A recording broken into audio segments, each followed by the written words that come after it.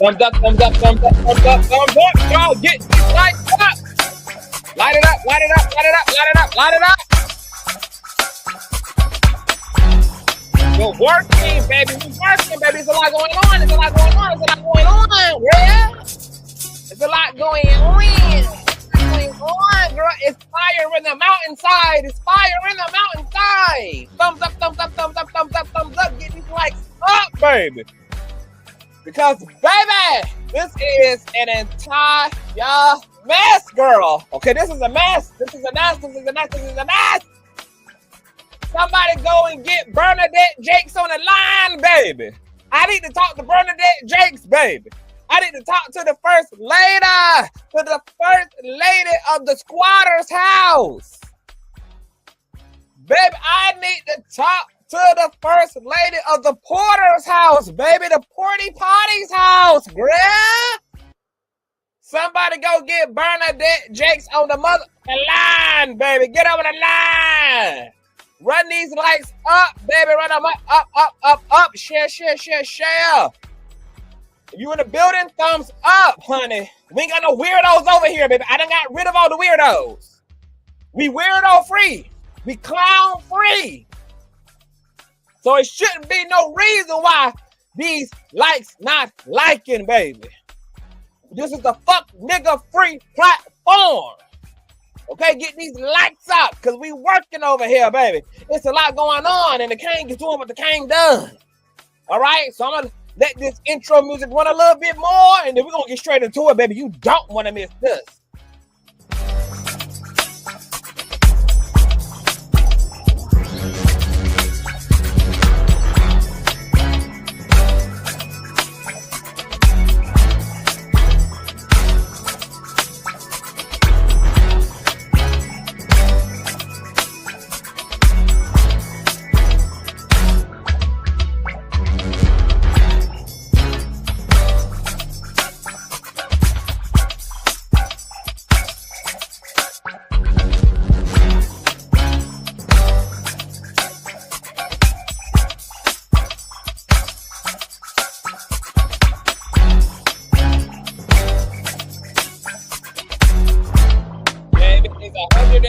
Y'all in the building. It's 104 y'all in the building and only 45 likes on the video. Get these likes up. I don't give a damn if your fingers on your man.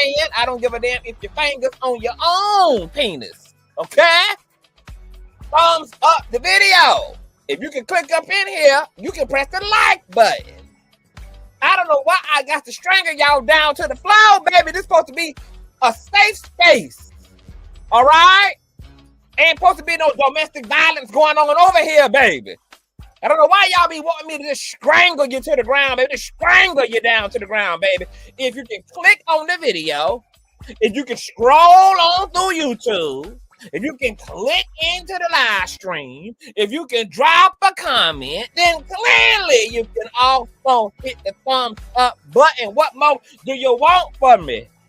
I created a platform for you to be nosy on, for you to pop off on, for you to be inspired by, for you to get upset by, for you to spend your time with, for you to do your first, second, third, and graveyard shift with, baby. What more do you want from me? I give you hair, I give you fashion, I give you dick, I give you beauty, I give you ambiance, I give you intellect, I give you the receipt. What damn more do you want from CTV? What more you want from me? What more you want from me, Conscious Crew? What is your scooter? What is the problem? Why I got to strangle you down? Y'all the ones who identify as supporters, not me. Y'all the damn supporters? What is the problem? Huh?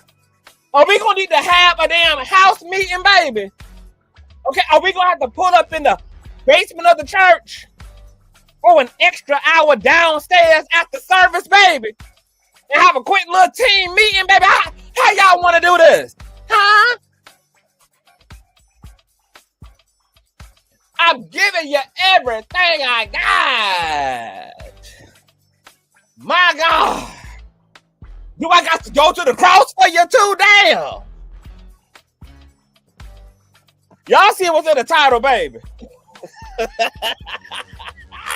Baby, and TD Jakes might have some problems, girl. I've been telling y'all, baby.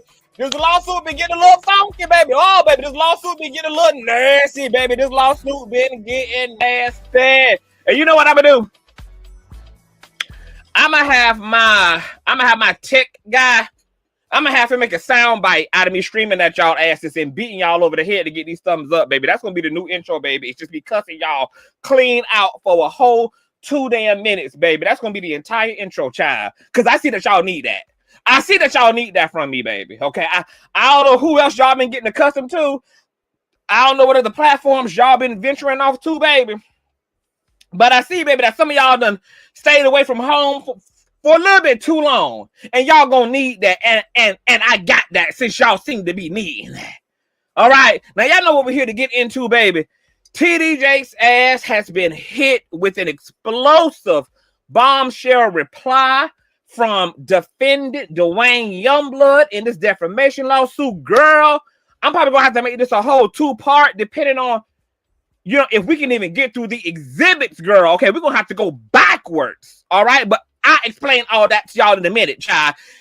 What I need y'all to do in the meantime is thumbs up the video. You guys know that thumbing up the video not only helps with YouTube's algorithm, but more importantly, it triggers up YouTube's notification system. So when you are thumbing up the video, you are literally knocking on the digital door of another conscious crew member and telling them to get their black asses into the sanctuary, because the king is in fact kanging, baby. Also, I need you guys to have your notification bell set to all. And last but not least, please share the stream out to wherever it is you have digital community, whether that be your YouTube community wall, your Snapchat, your BDC, the dark side of Facebook, Tumblr, or your personal OF. I don't really give a damn where you lay the lane, baby. Just let them whores know that we are loud, we are live, and we are certainly in color. With no further ado, let's go ahead and push on through. Oh, what? I know a place where you can recharge your soul. Baby, that's Consciouztv. And in the midst of brokenness, he gon' see your asshole. Baby, that's Consciouztv. You gon' heal, you gon' laugh and catch a little shade. Ooh, girl. Y'all know he be slaying, y'all better stop playing. Come hear what he's saying. Ladies and gentlemen.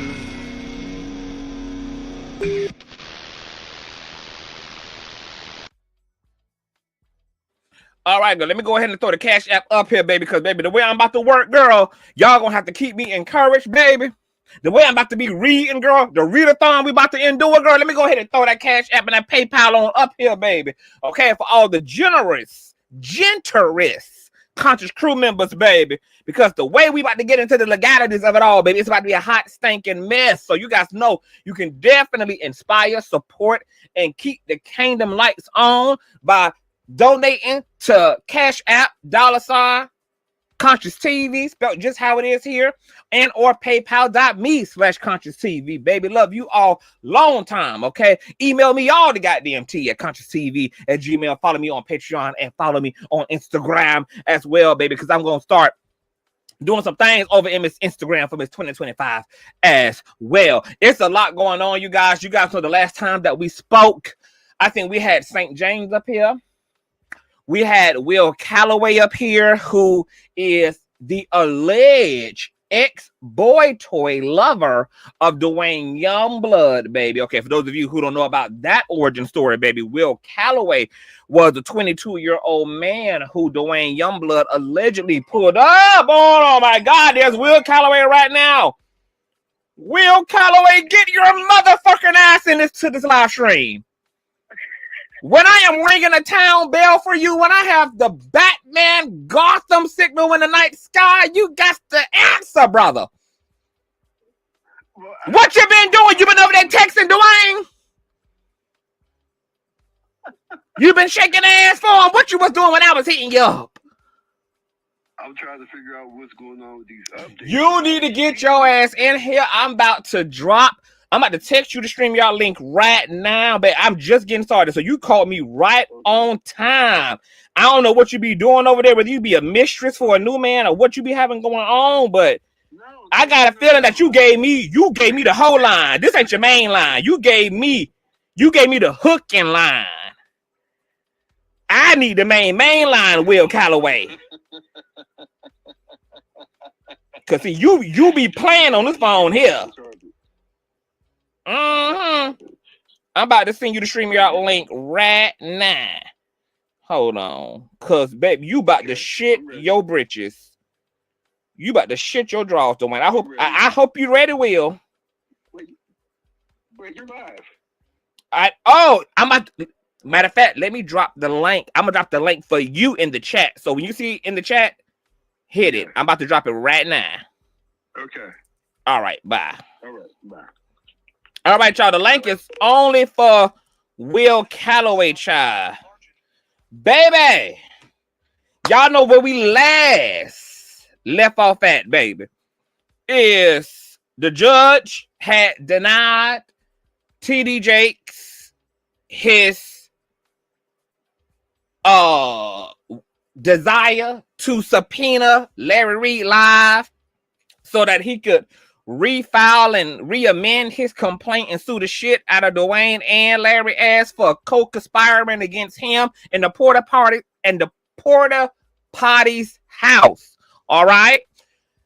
The judge said, hell nah, baby. You're not about to use the courts to fish and to do your dirty work for you, baby. You either gonna amend that complaint and just go ahead and list Larry Reid as a co-defendant on the goddamn complaint, or just let it go, darling. Just let it go, darling, okay? But you ain't about to have me working in the new year, the judge said, all right? Then he responded to Duane Youngblood and say, while you out here worried about whether I'm gonna give TD Jakes ass this subpoena privilege, don't you got a complaint you need to officially respond to? So why the hell you over here worried about trying to dismiss his subpoena privilege when you ain't even officially responded to the lawsuit yet? Oh, baby, well, apparently Youngblood and his attorney, Tyrone, tied ass Blackburn, baby. Oh, baby. They heard the call and the cry from the judge. So now, what has happened, courtesy of Pacer Girl, and it's a lot going on. It's a lot going on, baby. Let me show y'all what's all going on right now. Let me show y'all how Tyrone Blackburn loaded this thing up, baby, between yesterday and today. Y'all see this shit here? Hold on. Let me share my screen. Y'all thumbs up, girl. We got 70-something likes and almost 200 of y'all nosy asses up in her. Stop playing on my head top. Y'all see this, her? This all the shit that Tyrone Blackburn submitted, girl, on behalf of his client, Duane Youngblood, girl. A proposed order for motion to dismiss, a supplement memorandum of law, an affidavit from Duane, a declaration from Tyrone, and then an A through T exhibit of a bunch of people either corroborating that Jakes is gay as hell, or they experienced Duane being traumatized from Jakes trying to make his ass gay all back in the 80s, all back in the 90s. Now, y'all know that in Duane's response to the order to dismiss the subpoena situation with Jakes, that he had said, girl, that he was coming with a bunch of affidavits in order to corroborate the fact that this was a whole thing, and that sitting down with Reid back in October and November have not been the first time that he has spoken about this. He has put it in a book, and he been crying aloud for years and years and years and years about Jakes trying to get him to be a concubine and trying to get him to be a sex slave and trying to get him to be a human dildo for him. And there was even a whole commotion in the church over this whole thing that Jakes was a guest speaker at the time. Okay, Duane was what? He said 19, 20. Okay, so this is probably when Jakes was about 500 pounds lighter, had a medium big back build, was a lot less greasy, and could probably, fit in a men's XL. Hold on, this is now Dr. Knockout. Hey, Dr. Knockout, I'm on live. Because you was taking forever over that fingering pussy and stuff. I said, oh, he done forgot. He done forgot what we doing. So I guess we're going to be postponing to tomorrow. Or you still want to go tonight? Because we could do a late night live. It's up to you, though. Okay, are you gonna tune in to what we're talking about right now? Because Youngblood ass done responded, Dr. Knockout, to Jake's, and they got exhibits A through T on Jake's ass, written affidavits and corroborations from other people, either alleging that they have known about TD Jake's sexuality, either been a concubine to his ass, been involved with his ass intimately, or they are aware of this incident between Duane and TD Jakes back in the 80s and 90s. It's a lot going on. Yeah, so you gotta pull up, but I'm gonna call you when I get off this live. All right, bye. That was Dr. Knockout, y'all. We got Dr. Calloway in the background. Hey, Dr. Calloway. What's happening? You see this shit? You see this shit on my screen?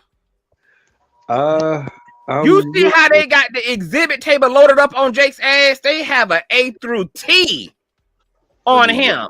Some of these exhibits are 25 pages long. Now, this is on Jake's, or is this on? This is on Jake's. Remember those affidavits that you and I were talking about? Yeah, in the last live? Yeah. Well, he submitted all damn A through T affidavits from various individuals who are testifying to various things as it relates to Jake's, whether it's their awareness about what took place between him and Jake's back then, or whether it's their own personal experiences. So this is what I'm gonna do. Oh shit. Y'all throw some love on the Cash App and the PayPal, baby, because tonight a bitch is working. Y'all see though, before we got there is a proposed order for motion, dismiss, a supplement. I'm gonna get back to that later, baby. Okay, we might have to come back on part 2 and do that. Let's get to the meat and potatoes in this live stream. We're gonna get to these damn exhibits. I have not seen all these exhibits yet, so we're going to be experiencing this for the first time. Are you ready for this, Will? And do you have anything you want to say before we even get started?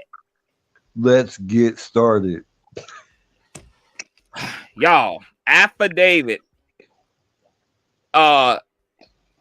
Affidavit A, okay? Let's see what it gives, girl. Okay, Exhibit A on behalf of Duane Youngblood and Tyrone Tide Blackburn. Okay, hold on. Damn, so many. Okay, here we go. So this is a sworn affidavit. Hold on, let me make sure. Hold on. Let me make sure nobody. Hold on, let me vet this first to make sure nobody personal information like their address and shit not on these affidavits, so I can see how far I need to scroll down. Let me see. I live for the applause. All right. Ain't no personal information. All right, let me put the screen back up. Let's get into it, y'all. Clocking it. That's right, homebody. Clocking it tonight, baby. Okay, so let's get into Exhibit A, girl. Jeffrey S. Gray out of Pennsylvania. Duly sworn, disposed, and states. Shout out to my baby daddy, Todd, for the dance child support check. Shout out to you, Todd. Thank you. Okay, personal background on Jeffrey is he is a 58-year-old male currently residing in the state of Pennsylvania. He has personal knowledge of the facts and circumstances detailed in this affidavit, and I am competent to testify to these matters if called upon to do so.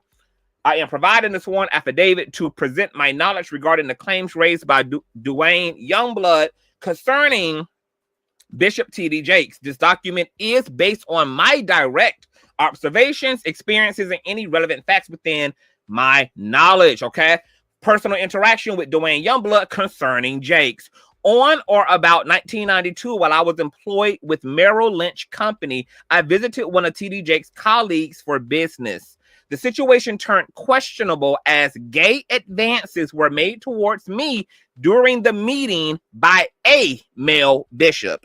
I declined the advances and quickly left the premises. Because I knew Duane Youngblood was familiar with the clergyman, I shared my experience with Duane, and that was when Duane shared his experience concerning T.D. Jakes. This is what I recall concerning Duane's experiences. He shared that as a young man, he was serving as a concierge for evangelist T.D. Jakes, while T.D. Jakes was preaching a Revival in Pittsburgh, Pennsylvania. He shared that protocol for the hospitality concierge was to accompany the visiting minister to the revival, political dinners and gatherings before and after the revival service, and to be generally available to assist the visiting minister for small errands, communications, and transportation. Duane just didn't know those communications would involve allegedly Jake's asking him to sit his face on that dick. Will Calloway. Duane shared that one night after a church service, Duane transported TD Jakes to one of the host homes where the minister was taking shelter. Duane says that as Duane was leaving the host home, that TD Jakes, a large burly man, okay, baby. Okay, so we getting shady and petty right out of the gate, baby. Okay, we ain't even got to Exhibit C yet, baby. Y'all already calling the bishop burly? Really? That's what we gonna do, Jeffrey. Okay, TD Jakes, a large burly man, placed him in an uninvited bear hug and proceeded to try and kiss Duane. Duane says that he was shocked and managed to wrestle himself out of the minister's grip. The minister, according to Duane, reached out the following morning by telephone and proposed a romantic long-term GAY relationship with Duane for when the minister visited Pittsburgh. I affirm the statements contained in this affidavit are true, accurate, and complete, the best of my knowledge, information, and motherfucking belief.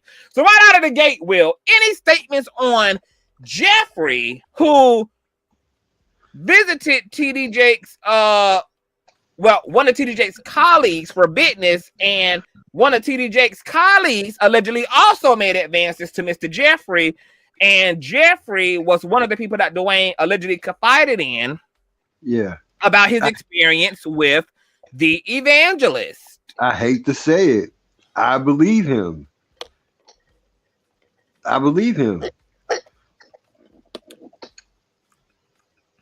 Wow.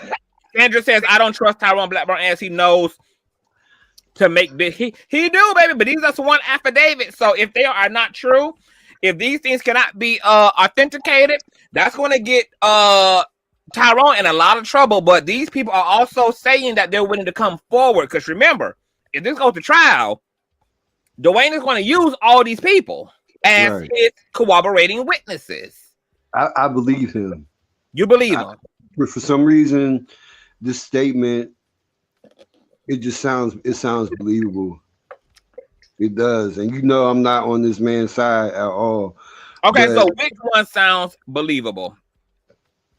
There's two things going on here. It's TD Jakes having another gay minister making passes at men, and then it's him claiming that Duane confided in him.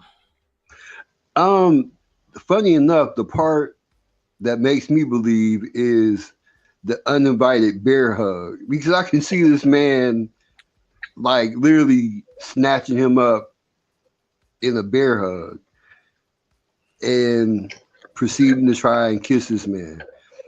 Surprisingly and funny, the funny part is I believe that part.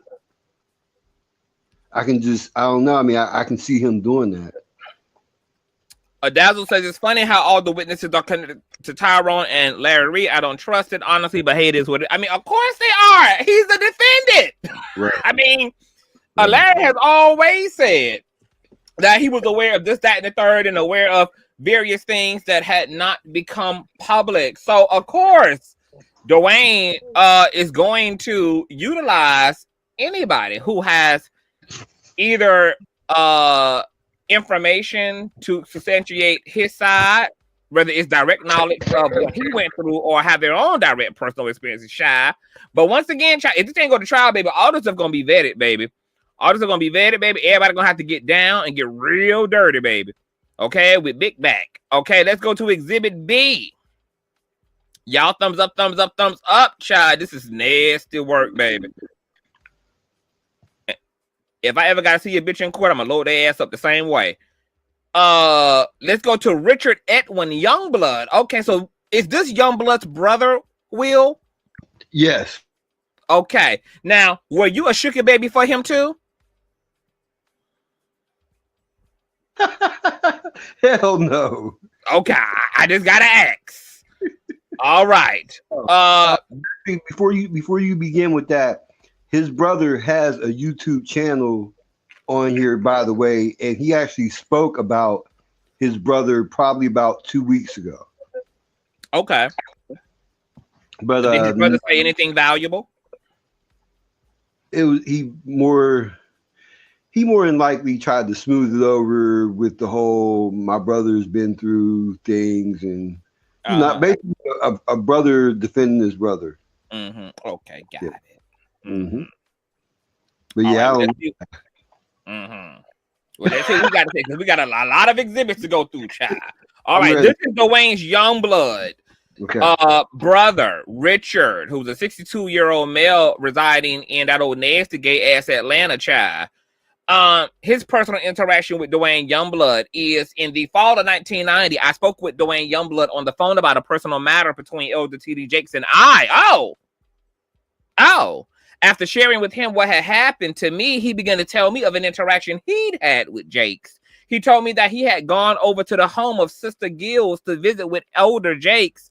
After speaking with him about his life and some of the things that had gone on in it, Duane said that he had noticed that it was getting late and had to leave. As he got up from his chair to leave, Jakes met him and tried to kiss him. He expressed how awkward, stunned, and uncomfortable it made him feel. He then shared that he had received a call from Elder Jakes the following day. This call sounded as though Jakes was taking a bath when he proposed to take care of Duane financially if he had sex with him when he was in Pittsburgh for preaching engagements. We both expressed how absolutely astonished we were concerning our experiences with Elder Jakes over the years since. We have discussed this matter several other times as we've reflected on our past. Now get into Richard's experience with Mr. Thomas Dexter Jakes. On or about the spring of 1985, just 1 year after why y'all had to be with the gay shit when I was in the world? Just 1 year after I was in the world, baby. Y'all want to go commit sin Sodom and Gomorrah. On or about the spring of 1986, I was a young minister who was hungering after God. I was in the midst of a personal time of prayer and fasting concerning my desire for someone to help me reach my full potential. I remember praying these words, quote, Lord, I feel like Joshua. I need a Moses in my life. It was at this point that my father tells me about Elder T.D. Jakes, who was the guest speaker at the Refuge Temple Church in Penn Hills, Pennsylvania. The pastor at the time was Elder Rawling. The week-long event began every night at around 8 p.m. I decided to attend if what my father had said was true. To my amazement, he was absolutely correct in my opinion. Elder Jakes had a powerful and revelatory way in which he preached. I remember thinking that his ability to put into words many of the things that I thought but could not articulate. I attended each night being encouraged both by his preaching style and his perspective on the scriptures. On one of the nights of the revival, Jakes mentioned that he would be heading home to West Virginia for the weekend to his home church, but returning to Pittsburgh at another church the following week. Following one of the services that week, I asked Elder Jakes if I could drive him to his church in West Virginia since he was returning the following week. To my shock, he said yes. That weekend, I was a guest in his home where I met his wife, oh my God, and their two sons. That Sunday, baby, right, because we already know where this is going, child. Oh my God, it's giving Duane Youngblood. Oh my God. Youngblood giving Youngblood, because ain't Duane took you to the family's office? Yes, sir. Where he had all the family portraits up and wanted you to bust all type of nuts in the office. all over his wife's picture, all over his great grandma's portrait. I'm going back on mute. Okay. They purchased. Hold on. Wait. I met his wife and T.D. Jakes' two sons. That Sunday, we went to a town called Smithers, where the Temple of Faith resided. Elder Jakes told me that it was a former theater that had been condemned. I bet it was. They purchased it and were renovating it. The church service that Sunday was another phenomenal experience. The following day, we headed back to Pittsburgh for his second week of services. On the drive bike, Elder Jakes says to me, Brother Youngblood, I've got some good news at my church, but in many ways, I feel like Moses looking for Joshua. The statement sounded like a direct answer to the prayer I had prayed just days ago. I took this as a sign that I had found the right person to help me reach my potential in ministry. I had a later conversation with him where I let him know of my intentions to relocate to West Virginia so that I could sit under his tutelage. At that time, I was a husband and father, so I had to share all this with my wife and family. My wife offers no resistance to my desire to relocate. We packed our house and all of our belongings and moved to Charleston. What is this, West Virginia? We pulled up in front of Elder's house, following what I believe was going to be the best move of my life in young ministry. As I begin to integrate myself into the temple of faith, I am given responsibilities to both the church as well as to Elder Jakes and family. I am eventually given the responsibility as his armor bearer. In position, I assisted him with a variety of things, such as driving, carrying the items he needed for preaching, traveling with him as my schedule allowed to other cities, as well as being available throughout the day if he needed my assistance in some matter. It was during this time that I also became the praise and worship leader. All of this happened within a 2-year period of time. During this time, my wife and I have our son. He was born in June of 1987. This is my landmark of when things started to become weird. The conversations Jake started to have with me had shifted from ministry and God to more things about him. He shared an uncomfortable story about how he taught his wife to have oral sex with him. That's enough. That's enough. That's enough for today. Y'all gonna have to pay me for these visuals. Nope. Cash App, $Consciouztv, PayPal.me/Consciouztv, baby. I'm going to have to get paid to endure. Yeah. I do not want to imagine Bernadette Jakes on her broken, swollen ass kneecaps, baby, giving head to the founding member of the Porta Potties house. Baby, $Consciouztv and or PayPal.me/Consciouztv. Thank you, Conscious Crew. He shared an uncomfortable story about how he taught his wife to have oral sex with him. There were other uncomfortable things he said, which I tried very hard to put into perspective so that it would make sense for me. He continued his travels around the country, some without me and others when I accompanied him. I recall one trip to a city called Ligo in West Virginia. He told me it was a church that handled snakes, but they had agreed not to handle them on this particular Sunday. We joked about where we would have run if they had brought them out. This was just one of the many trips and conversations we had to this point. At this time, the Temple of Faith was a part of a larger organization named Greater Emmanuel Apostolic Faith Tabernacle, Inc. Yep. Mm-hmm. My God, today. Elder Jakes had been promoted to the national evangelist, which required travel to the other churches in the fellowship. In 1988, Elder Jakes is made a bishop. He shared with me a conversation that he had with then chief apostle on how to not only make him a bishop, but to make him head of the diocese by moving the two men ahead of him out of the way. So he is now a bishop with greater responsibilities, greater authority, and greater respect. During that year, there is a mandatory meeting that he had to attend in Pittsburgh, PA. He asked me to accompany him as his driver, which I was happy to do because I would get the opportunity to visit with my parents and siblings. He decided that we would head there a day early, which meant we had to get a hotel, oh my God, for the night. We stopped at what I believe was a Econo Lodge in Westover, West Virginia. He secured a room with 2 beds in it, and we went to the room for the night. That night, while I was laying in bed, I felt Big Bike Elder Jakes climb into my little titty-witty bed. He pressed his body against mine and almost killed me and asked, quote, "Youngblood, do you feel that?" Yeah, bitch, I feel it. Every damn pound I feel, bruh. Do you feel it? Do you feel the bed collapsing, Jakes? Man, I need to ask you, do you feel that? Can you get your big ass up? He was referencing his erection that he was pressing against my bike. Ooh. I got up out of bed in complete shock as he also got up from the opposite side and met me. He grabbed me by my arms and pulled me to him and started trying to kiss me. At this point, I cannot believe what is happening. I had moved my family following this man around the country, and in this hotel, I am being introduced to what amounted to a groomer. I thought about everything he had said or done, and now it started looking like a plot. I was somehow able to make it through the night with no further interaction along that line, and the following day, we continued our trip to Pittsburgh. On our way back after the meeting, I brought up what happened and expressed my extreme discomfort and that I loved my wife. His response was a slight grunt, something like, to which I asked what that meant, and he responded that it kind of hurt his feelings to hear me say that.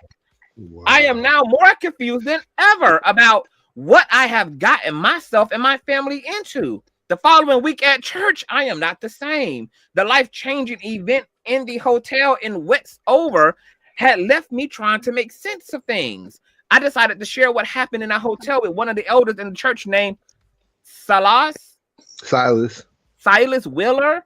I told him everything that happened in the Echo No Lodge in Westover, WV. I was looking for someone to help me make sense of this, but I would find out that, what's his name again? Silas was not that person. Shut the fuck He immediately, so you know who this is? Silas? No. Oh, okay. Okay. You giving me like just your elder too. No, this is absolutely insane. I'm sorry for interrupting you, but interrupt. I need water breaks. This is insane. This is absolutely believable. To recount, I mean, it's one thing to recount things from your past, but he's gone through seemingly innate details that you would have to remember. Like for instance, I remember the city in West Virginia. There's a city in West Virginia where they have churches that do handle snakes, because when I was a kid, I went to that city to a church service where they did handle snakes.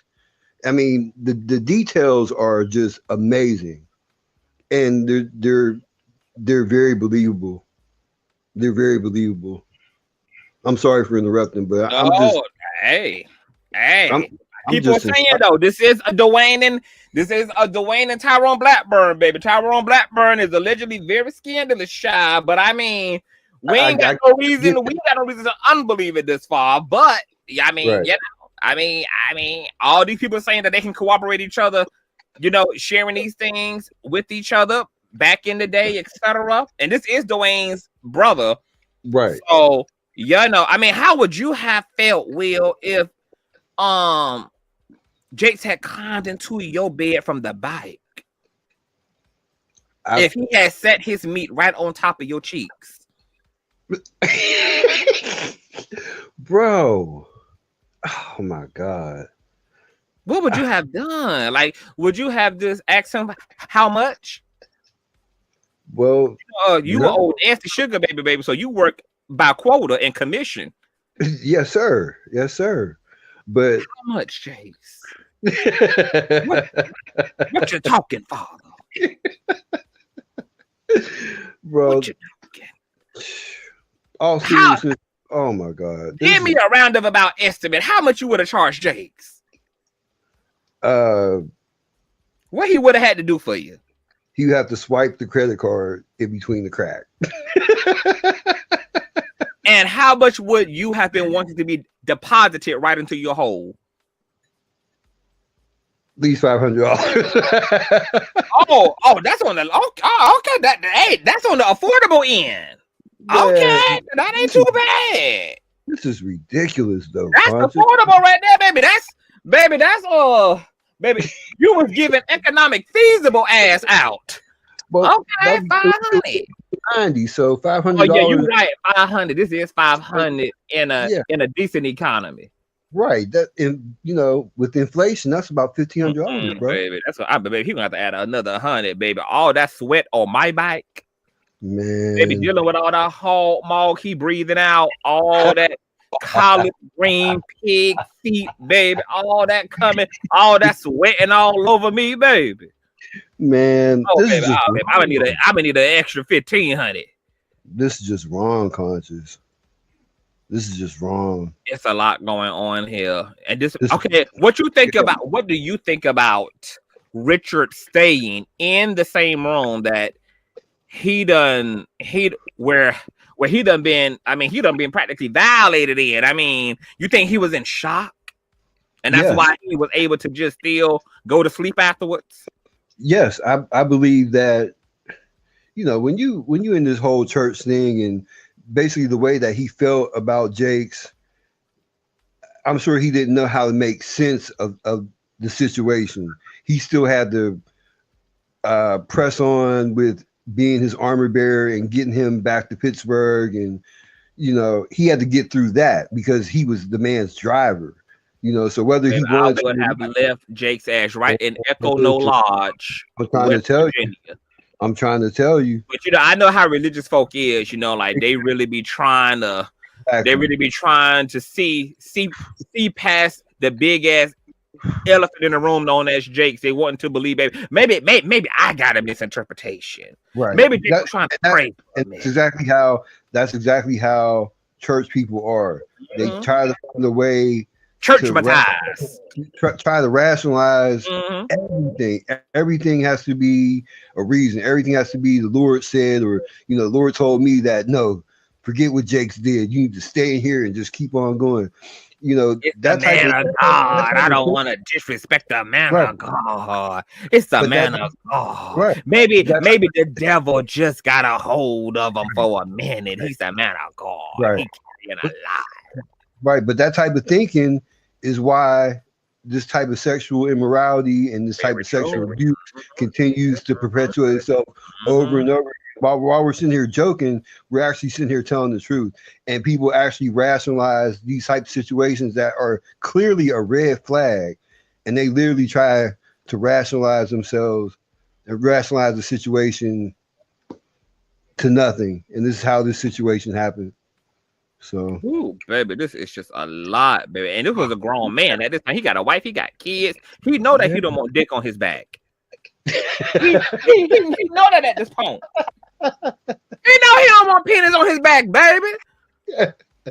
Okay, he goes on to say, I was looking for someone to help me make sense of this, but I would find out that Silas was not that person. He immediately went to Bishop Jakes and told him what I had shared. Jake subsequently calls me into his office where he berates me for sharing what happened. He says, it was like Willa was in the hotel with the camera. You didn't care about my wife. To suggest she may find out his secret. Wow, oh, this is some narcissistic shit. He completely comes onto this man allegedly inappropriately, and then this man flees into the arm of a church administration person that he believes can help him, only for that person to really be on Jake's roster and on his payroll. And then Jake calls Richard into the office and tries to make him feel guilty for confiding in somebody about this bizarre, inappropriate experience, and tries to make him feel guilty for potentially breaking up his marriage by telling other people what Jake did to him. Absolutely disgusting. Wow, baby, hold on, baby. I'm having some narcissistic flashbacks, baby. I done been with a few narcissists, baby. This giving me some flashbacks, baby. Oh, Jesus. Wow. It goes on to say that at this point, I am not only confused, but I feel betrayed by Silas Wheeler. There was one other minister who shared a duplex with us that I felt close to. So I decided to ask him if Jakes had ever tried anything sexually with him, to which he responded, quote, I've never been woke up with nothing like that.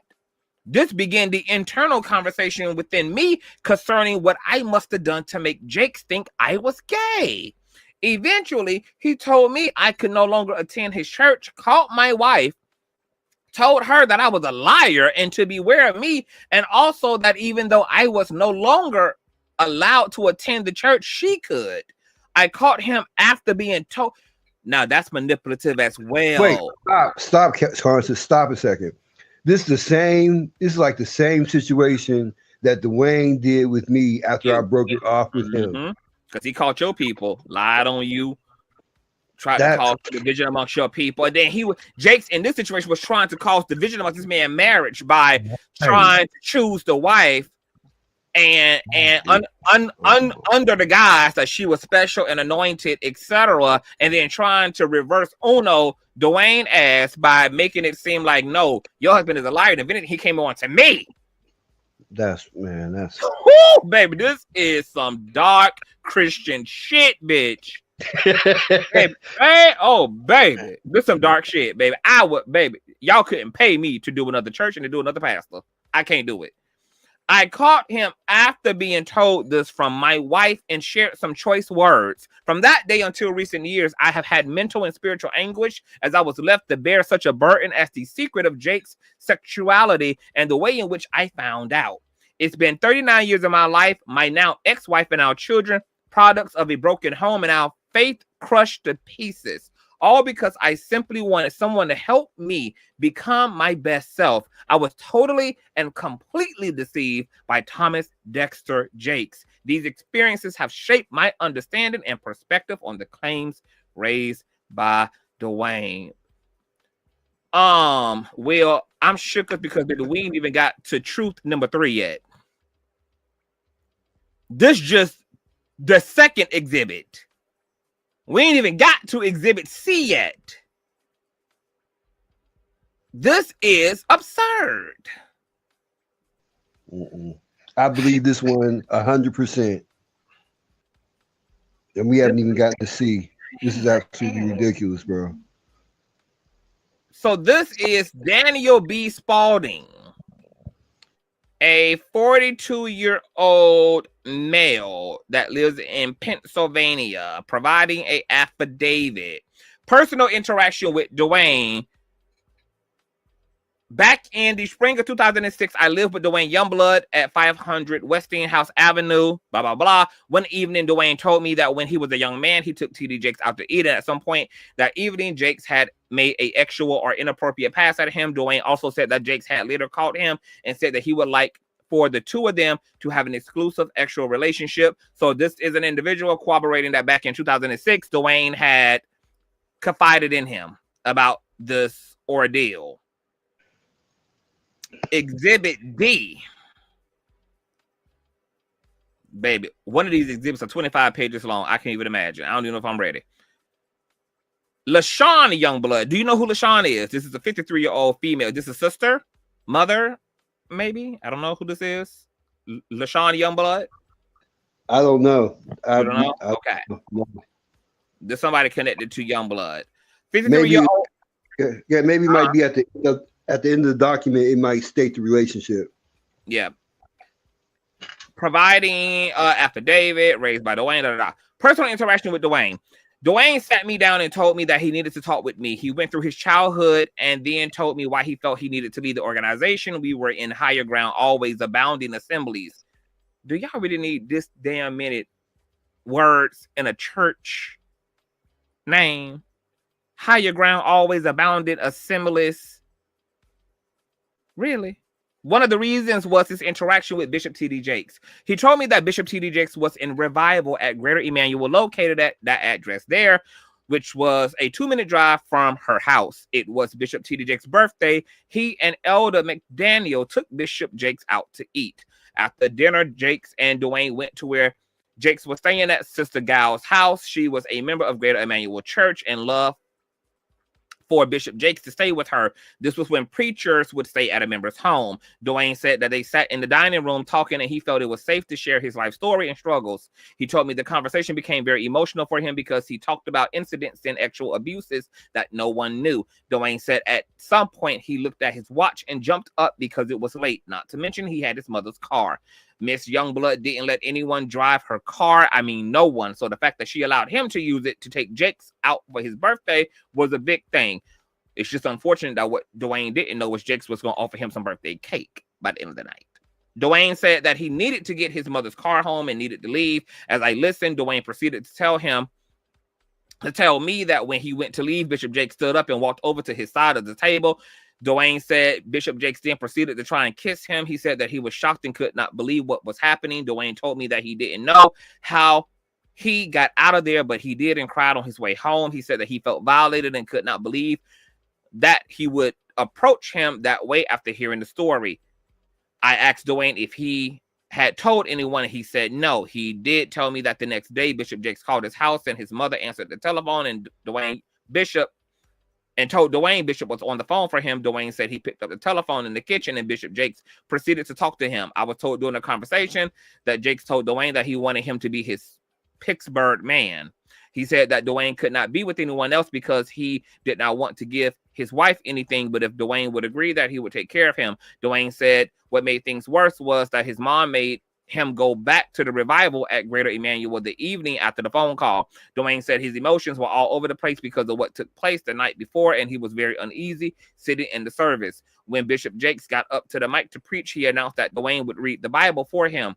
What? I said. Duane said yes. He was asked to read the Bible for Jakes while he preached. A few years later, in the spring of 2015, I received an envelope from Duane, who was in the Allegheny County Jail in Pittsburgh, PA. He told me that he wanted to write about his life in detail and would decide later what to do with it. He wasn't sure if he wanted to make a book out of it or just get his thoughts out, asking me to hold on to it until we talked about it again. Later that evening, alone in my bedroom, I opened the envelope and read what looked and felt like a book because there were so many sheets of lined notebook paper.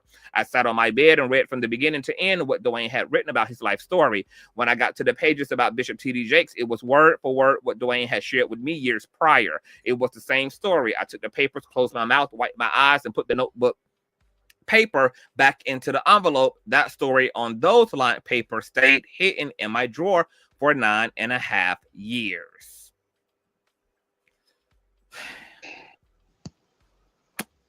That was from LaShawn Youngblood. Exhibit E. Baby, this is a lot, y'all. Y'all thumbs up, thumbs up, thumbs up, thumbs up. The building. We are working, girl. We are working, as you guys see here. My God. Oh, Lord have mercy. How the hell am I going to be nosy enough to read this? This thing is turned every damn which way but loose. Hold on, y'all. I'm gonna have to, baby. Y'all see how I'm working, girl? I gotta turn my damn laptop upside right and things, baby. Get into the nosy for y'all. All right, this is Joshua D. Muniz. Do you know who that is? Will? No, the guy's pretty young. Right. He's 33. He's 33, yes. So he's real young. He's in Pennsylvania. Mm-hmm. All right, he has a short testimony. Okay. Joshua Muniz first met Duane Youngblood in 2015. We started to develop a friendship around this time, which then became a strong friendship in 2020 when we started to meet on a regular weekly basis for breakfast and fellowship. It was over one such breakfast on and around July of 2023 that Duane shared his story of his interaction with Bishop T.D. Jakes. Duane shared of a time when T.D. Jakes had been staying at someone's home and wanted to see Duane. T.D. Jakes had then attempted to kiss Duane Youngblood, but Duane had turned away. After this initial rejection, T.D. Jakes had then called Duane's parents home and asked to speak to Duane. T.D. Jakes then made an offer that if Duane Youngblood was with nobody else other than T.D. Jakes, Duane would be taken care of for the rest of his life. These experiences have shaped my understanding and perspective on the claims raised by Duane Youngblood. Wow. Any statement so far? No, man. No. It's a lot going on. It's a lot going on, Will. It's a lot going on. All right. I don't even. Landon Claiborne. Oh, that's Landon. Oh, baby. Who taught y'all how to write? Landon Claiborne of Pennsylvania. In 2020, I began reconnecting with Duane and going out to lunch and a few dinners. On one of our times out, he began to tell me the story of his life and what had happened along the way. He told me about his interaction with T.D. Jakes, where Bishop Jakes had talked to him and later tried to kiss him. He then told me of a telephone call where Jakes made an offer to take care of him for the rest of his life if he would only have sex with him when he came to Pittsburgh. He also shared other stories with me about other parts of his life. These experiences have shaped my understanding and perspective on the claims raised by Duane Youngblood. All right, Exhibit J. Thumbs up, you guys, and share the stream out and subscribe if you are new here. More about TD Jake's gay accusations. Okay, this seems to be a headline.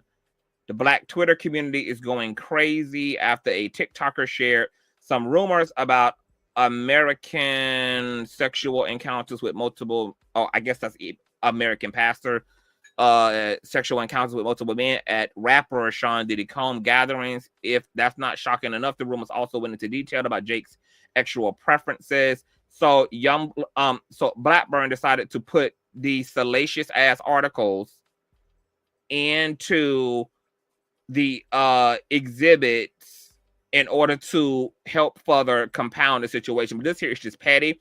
And this is kind of the kind of shit that gets Tyrone Blackburn in trouble, because he throws in a lot of like hyper sensationalized propaganda in order to dramatize the situation instead of sticking with the truth. And of course, this article that he inserted is, you know, trying to figure out, is TD Jakes a power bottom or not? I mean, now why would you just throw that petty ass shit up in here? And, you know, these letters being submitted on behalf of Dwayne's community, baby, seem to have a far more serious tone. And here it is, you getting the judge to read about TD Jakes being a damn power bottom or not. A mess. But this is what Tyrone Blackburn does, baby. Okay, here's another one that Tyrone Blackburn inserted. Another headline: TD Jakes, if everything was true, all I got to do is repent sincerely from my heart, but I ain't got to repent about this. I remember when he said that. Praying for me, I'm good because I know the truth. I remember this. I remember when he did that. Yeah, this is back in December. Days after denouncing an unverified report casting innuendo about his sexuality and accusing him of being a frequent participant in SCX parties hosted by producer and music mogul Sean Combs, popularly known as Diddy, televangelist TD Jakes called his accusers liars on Sunday and noted that even if everything was true, all he got to do is repent sincerely from my heart. But you know, a lot of people shit about this. But look, this is a lot. This is how a lot of these Christian narcissistic devils feel. These people don't have a conscience. It's just a lot of egocentric, maniacal people in leadership. And let me tell you, the scary part about the church: people with narcissistic complexes are attracted to religion because, for one, it's easy power, and the people are easy prey. So it's just ideal for anybody with a power complex. And then, you know, God-loving, God-fearing, innocent folk get used up, abused up, exploited up accordingly. You know, this ain't just how TD Jakes feel. This is how the majority of them feel. This is how Kim Burrell feel. Yes, sir. This is how who else out there? All of them. All of them, baby. Okay. It goes on to say that Jakes, who leads the Porta Potties House mega church in Dallas, Texas, directly addressed his congregation for the first time. Would y'all please do me a favor and stop worrying about me and give God some praise and honor and glory? I can feel you. I'm fine. I'm good. I'm the man for the job. I'm good. Jakes declared in public live stream at his Christmas Eve service on YouTube, which has since been made private. I can feel you. I can feel you. Relax. We're not going to let the devil take our service. No. We're not going to give God some praise and some honor and some glory, for this is the day that the Lord has made. We shall rejoice and be glad in it. I'm not going to let the rain stop me. I'm not going to let the weather stop me. And I'm sure not going to let liars stop me. The worst that could happen if everything was true, all I got to do is repent sincerely from my heart. There's enough power in the blood to cover all kinds of sins. I don't care what it is. The blood would fix it, but I ain't got to repent about this, Jakes declared. All I got to do is step over top of it and keep on going. I'm not in trouble. I'm talking about the power of the blood. Amen. Thank you, Jesus. I have used it and I will use it again, but I ain't got to use it for that. Thank you, Jesus. Thank you, Jesus. Whenever I need it, it's available to me and it's available to you, and you can have it when you need it, but you don't have to plead the blood if you didn't do the crime. Baby, it sounded like Jace was trying to convince himself. That sermon was for him. Absolutely. Absolutely. If you did it, you wouldn't have to say, if you did it, you wouldn't have to say, if I did it, all I have to do is repent. That's just a homebody. I got a lot of experiences, baby, with narcissistic personality, baby. I done attracted them motherfuckers in the form of family members, in the form of lovers, in the form of friends, baby. I got a lot of experiences, Shy, with narcissistic personality. I'm probably gonna bring back a narcissistic series. The article goes on to talk about Kim Porter, Cassie, etc. It's quoting a individual here. I'm also told that multiple male escorts corroborated the fact that TD Jakes has slept with multiple men at Diddy's parties and abroad. The unnamed source claims that it also has been said that a young male has acquired a lawyer to represent him, as he is set to sue Jakes for an incident that took place when he was just 16 years old. The video source alleges that the minor, whose family attended the porta potty's house until he left in 2015, was forced to perform a sex act on Jakes. The source further alleged that the teenage boy's family was paid off to keep what Jakes happened quiet, but he now intends to seek his own justice as an adult. Remember when I was telling y'all in the last live, Will, that there were R. Kelly level allegations? Absolutely. Floating around? Absolutely. Okay. So this is what that's talking about. Yes, that alleged family that was paid off by that teenage boy who allegedly was coerced into performing sex on Jakes, etc. And apparently he is gearing up to sue Jakes. Now remember when Jakes was pretending to fall dead and to pass out on stage? Yep. Apparently he had just received a demand letter from this young man here for a lawsuit. Yeah.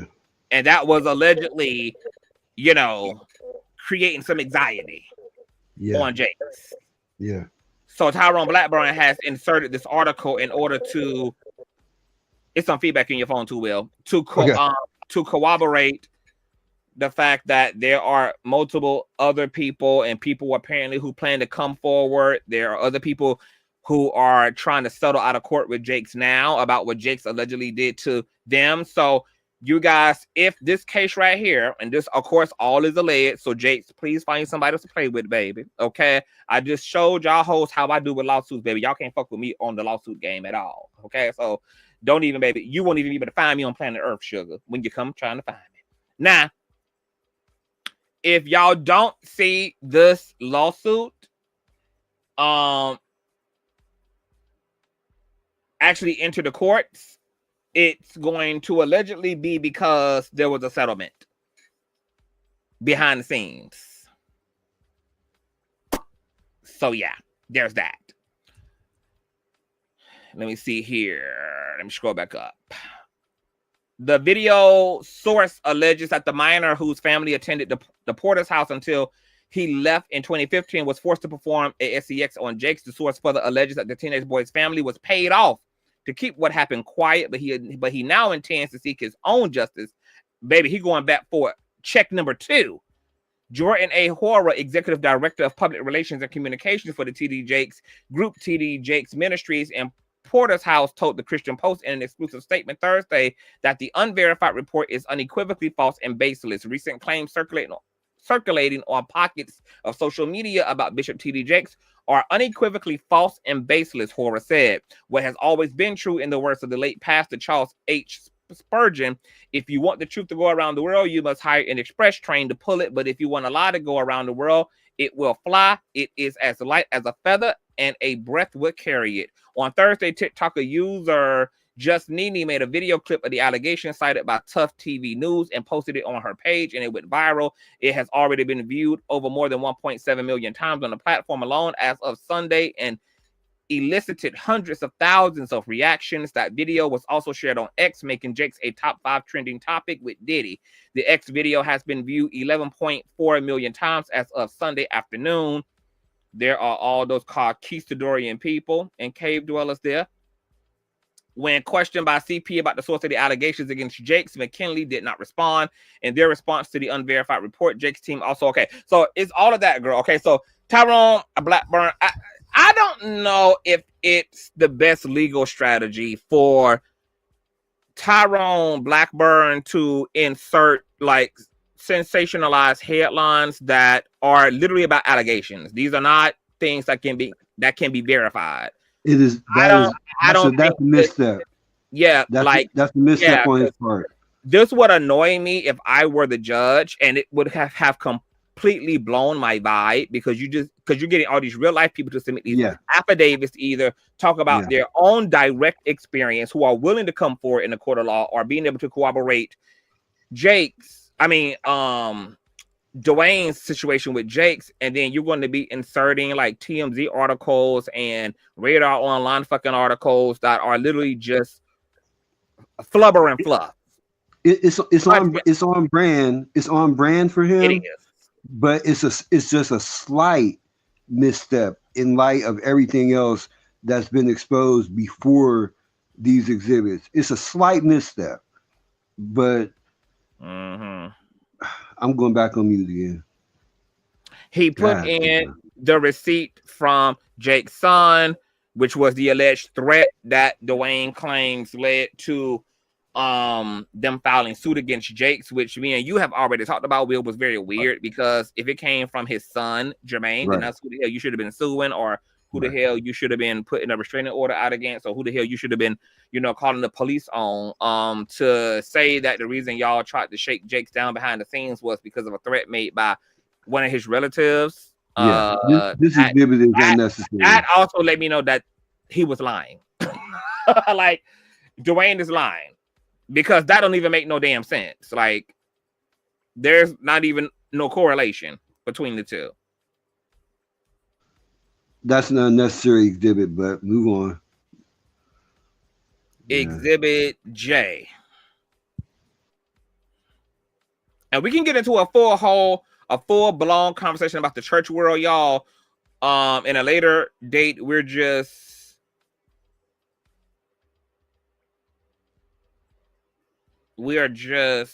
This looks like a letter from a shrink.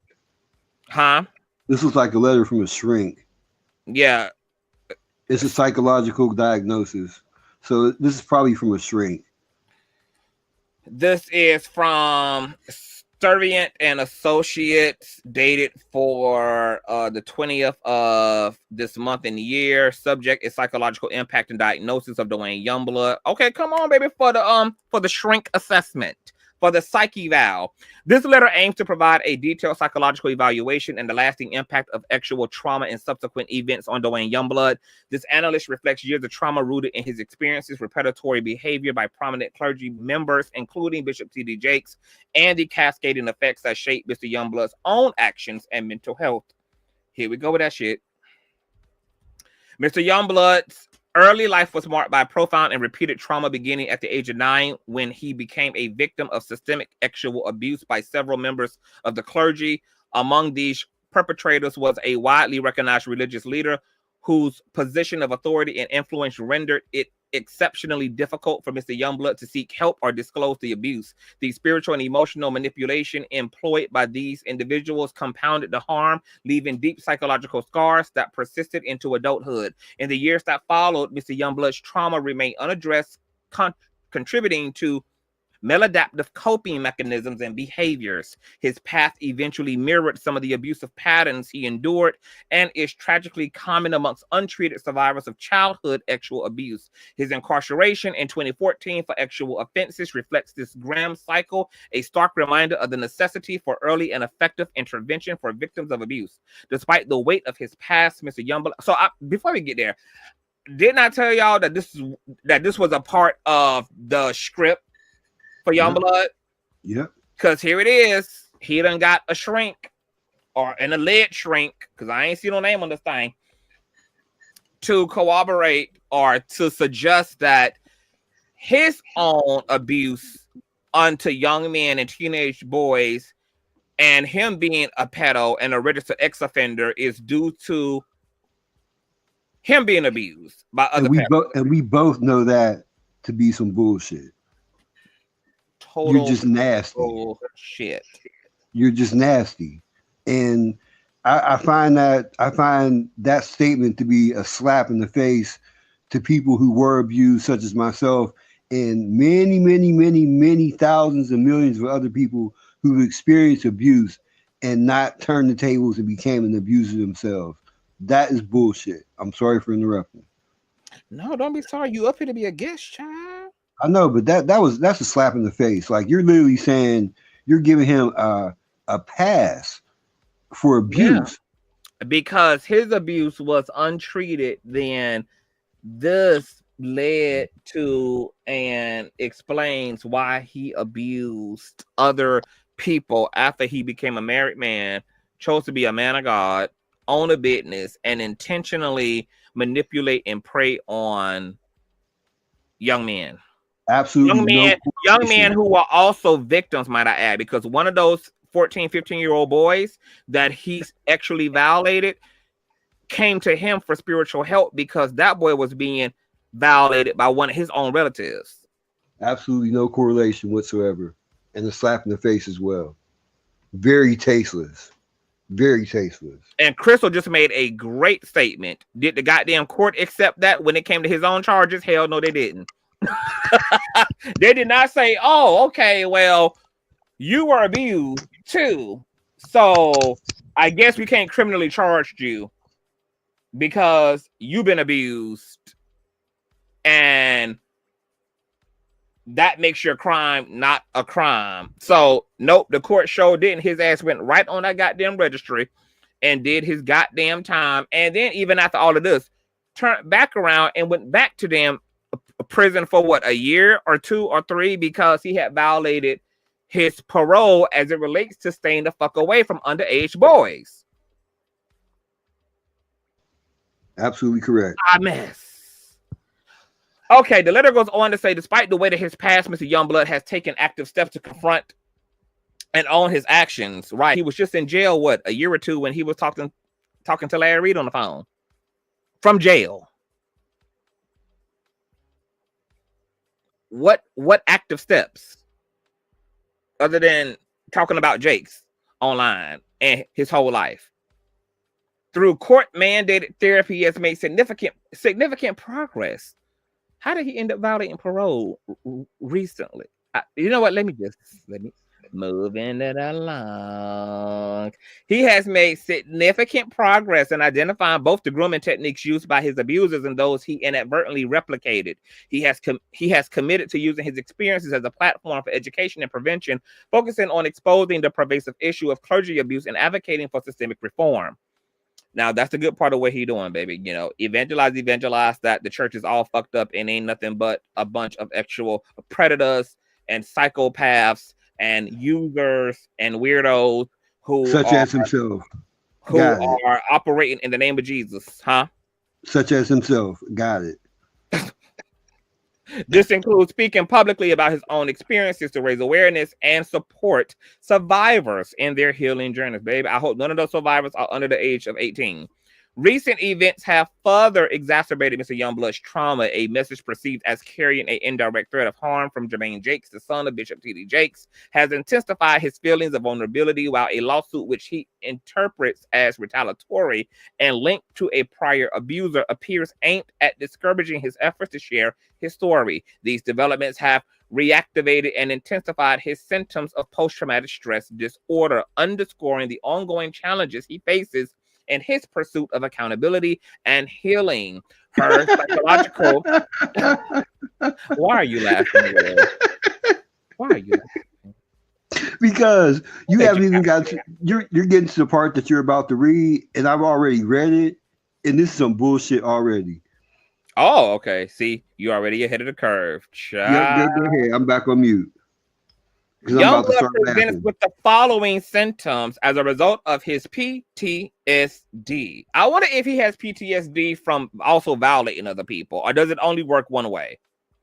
Like, is he scared of his own reflection too? Or are only those who have abused him allegedly? 1. Intrusive thoughts and nightmares. He experiences recurrent involuntary thoughts and distressing memories of the abuse and its aftermath, including the recent threat from Jermaine Jakes. Nightmares about past traumas and fears of harm have disrupted his ability to achieve restful sleep. Baby, you might be having, the Bible says ain't no rest for the wicked, Duane. Maybe that unrest is because of also your own demons, baby. Okay, you are not just a victim, unfortunately, you are a abuser too. Heightened anxiety and hypervigilance. Mr. Youngblood remains in a constant state of alertness, fearing further retaliation or harm. The hypervigilance has led to panic attacks and exaggerated startle response and difficulty feeling safe even in familiar environments. Oh, all the things that his underage victims feel. Depressed mood and isolation. The compounded weight of past trauma and current legal and personal challenges has left him feeling emotionally exhausted, helpless, and isolated. He reports difficulty engaging with his social and professional life, further deepening his sense of disconnection. And cognitive and behavioral impacts, memory and concentration difficulties interfere with his ability to focus and complete tasks. Persistent anger and anxiety affected his relationships. And I'll call it out. So when he was tricking off on you back in 1992, Will, did he seem to be 97. from 97? Did he seem to be suffering from cognitive and behavioral impacts, depressed mood, isolation, Absolutely. heightened anxiety, and hypervigilance, No. intrusive thoughts and nightmares? Or was he trying to get you to sit on his dick in the office room? The last part you said. Oh, okay. This Are is you just, sure though? Are you sure, Will, he was not suffering from any of these psychological diagnoses at the time that he was cheating on his wife with you, allegedly? I am absolutely not a psychologist or a psychiatrist, but I will say as a human being that this man absolutely was not like that at all. He was very calculating. He was very vigilant on what he wanted to do. And this is a bunch of bullshit. This is a bunch of crap, man. He essentially literally lived the same life that he's claiming that TD Jakes lived. He was a married man, a clergyman who was abusing young boys and tricking off on his wife with other men. Yes, sir. Duane just did not become famous like TD Jakes. Yep. But did exactly and lived exactly as he's claiming TD Jakes is living. And perform the same behaviors. How many people that you think have been abused sexually are also abusers? Do you think that that's a large number? No. Because when you go through something like that, such as I've been through that, there's just no way that I would want to revisit that on another person. No rational thinking, compassionate human being would ever want to revisit that type of situation on another human being. The only reason why you want to do that is because you're just nasty. And that's just in very frank terms. You're nasty. You're disgusting. You're a pervert. You're a predator. That's just ridiculous. There are many people, as I said before, that's gone through molestation, and a high amount of people do not revisit those behaviors on other people because they know how that makes them feel. I'm back on mute. Thank you for that, Will. Thank you for sharing. Yeah. Crystal, I've been telling y'all from the beginning. I always thought this was a big part of Duane's agenda. Was not only a possible money grab, not to also say this isn't true, because it's looking like what he said TD Jakes did seems to be what TD Jakes did. And then you got his brother, baby, who had an even more harrowing experience, allegedly between himself and Jakes in Red Roof Inn, baby. And all that can be true. But I always felt like Dwayne is trying to also straighten out the social stigma that he has to walk around with as a registered SCX offender, and that blasting off about Jake's and then doing that in the context of speaking about the way he's been groomed as a young person and abused by a young person. I just can't help but hear all of that as a ploy to soften the public around his own known public crimes. I always felt like this was his tactic and his ploy. And now he seemingly has gotten a therapist to hint to that. Casual factors. Childhood sexual abuse creates profound and lasting disruptions in psychological and emotional development. Survivors often internalize feelings of shame, guilt, and unworthiness, which without intervention evolve into complex trauma. These unresolved traumas can impair emotional regulation, distort relationships, and foster harmful behavior patterns as adults. In Mr. Youngblood's case, his untreated trauma led to cycles of self-destructive behavior, including, here we go, the replication of abusive patterns he experienced. This is a documented phenomenon where victims of childhood sexual abuse, deprived of adequate therapeutic support, unconsciously reenact aspects of their trauma in an effort to process or exert control over their past experiences. The actions that led to his incarceration reflect this tragic trajectory, not as justification, but as a critical area for understanding and intervention. Which, to my point, we just had this conversation a few days ago on the panel about something, and I was saying that we definitely need to create a better system for people like Duane Youngblood and Kenneth Petty to be able to get the help they need before they act on their mess, before they act on their condition, etc., because the resources and the space, even in interpersonal relationships, for people to be able to confide in somebody and admit that they have these type of thoughts, they have this type of feeling in them, are very short to none. So I feel like we definitely need to create a better working system so that people suffering from these conditions can definitely, because if they don't get the help they need and they're not able to say to somebody they trust that they suffering from these type of thoughts and these type of feelings, it puts everybody else and they goddamn children in much damn danger. Okay, but at the same time, he was already expressing all these things to his so-called family members and friends and all these people that we've already read these affidavits from. But at the same time, you're still practicing the same behaviors. You're just nasty. You don't want help. The only help is jail and chemical castration. That's a bunch of bullshit, man. That's another solution, baby. Youngblood has nothing to lose, so he has no problem going into bottomless pit of hell in terms of his character and not telling the whole truth.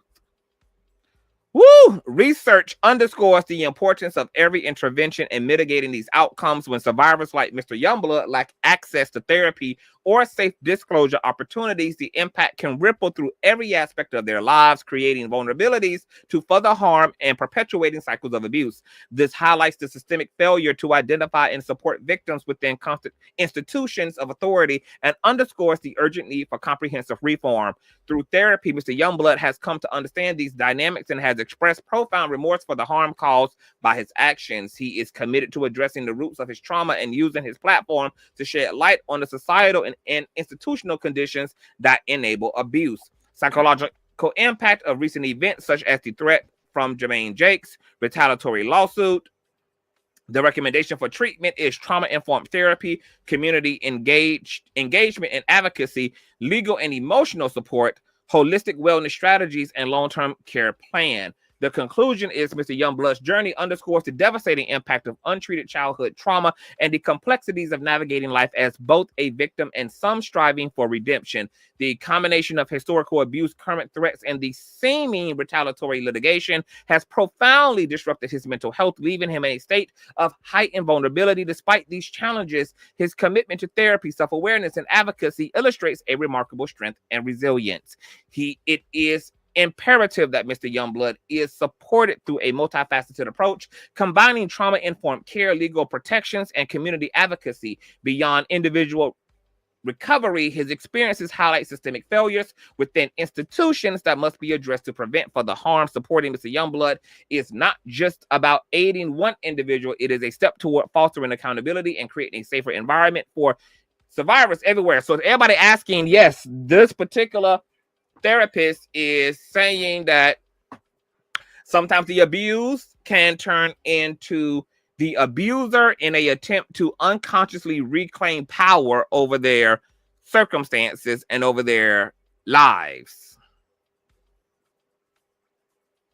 Now, once again, still a goddamn crime, but this apparently it's the psychological context behind said actions. Anything that you want to say there, Will, before we move it along?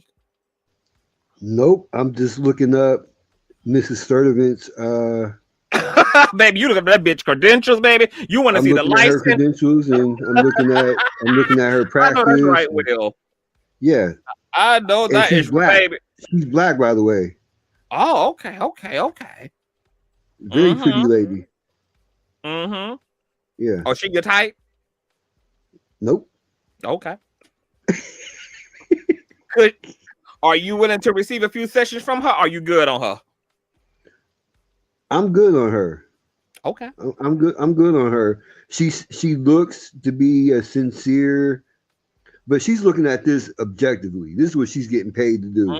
This is not family or friends or nothing like this. She's looking at it objectively and providing her professional opinion. Well, we don't know if she want to check or not, baby. It ain't no telling if she's a Tyrone Blackburn associate.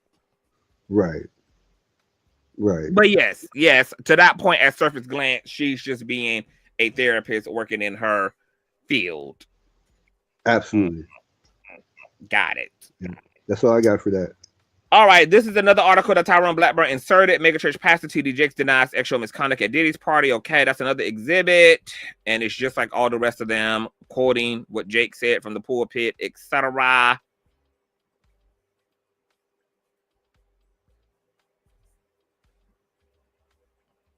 This is another article. Now you're fucking up, Tyrone. You're fucking up now. Who? Tyrone. Well, let's see here first. A prominent Bishop T.D. Jakes goes viral over rumors circulating on TikTok about him allegedly actually assaulting a man at a Diddy party. And once again, this is Tyrone Blackburn trying to take advantage of everything going on, all the publicity going on around Diddy and the various lawsuits and federal case against him and Diddy being Jake's spiritual son, etc., and just making those links in order to help the jury and the judge. Oh my God, Jakes, no baby. Okay, that was just Exhibit M. All right. Oh, hey, it just be a lot going on. I can't deal with it, Will. I can't do it, child. I can't do it. I don't get paid enough. I don't get paid enough, baby. I don't get paid enough. I can't do it. I'm back on mute. This is another article from LGBTQ Nation. Kenneth Copeland, T.D. Jakes, and Rick Warren are being accused of sexual abuse. All right, more articles. Which, Tyrone, come on, sir. It's the articles for me. All right, another article, text messages surface of alleged power bottom, Bishop T.D. Jakes being flirtatious with another man. So I think this is Manasseh. This was the Manasseh Jordan situation where Manasseh was accusing Jakes of coming on to him. He sent him this pink shirt in the middle of the night of him all perched, his titties, his waist trainer got him snatched up, baby. And then he got this big old gigantuous microphone that I'm sure he desires to be a Manasseh's peen, pointing right at him, baby, on the trajectory to his throat. And he captioned this picture to Manasseh as thinking of you in his pretty pink. What do you think of this, Will?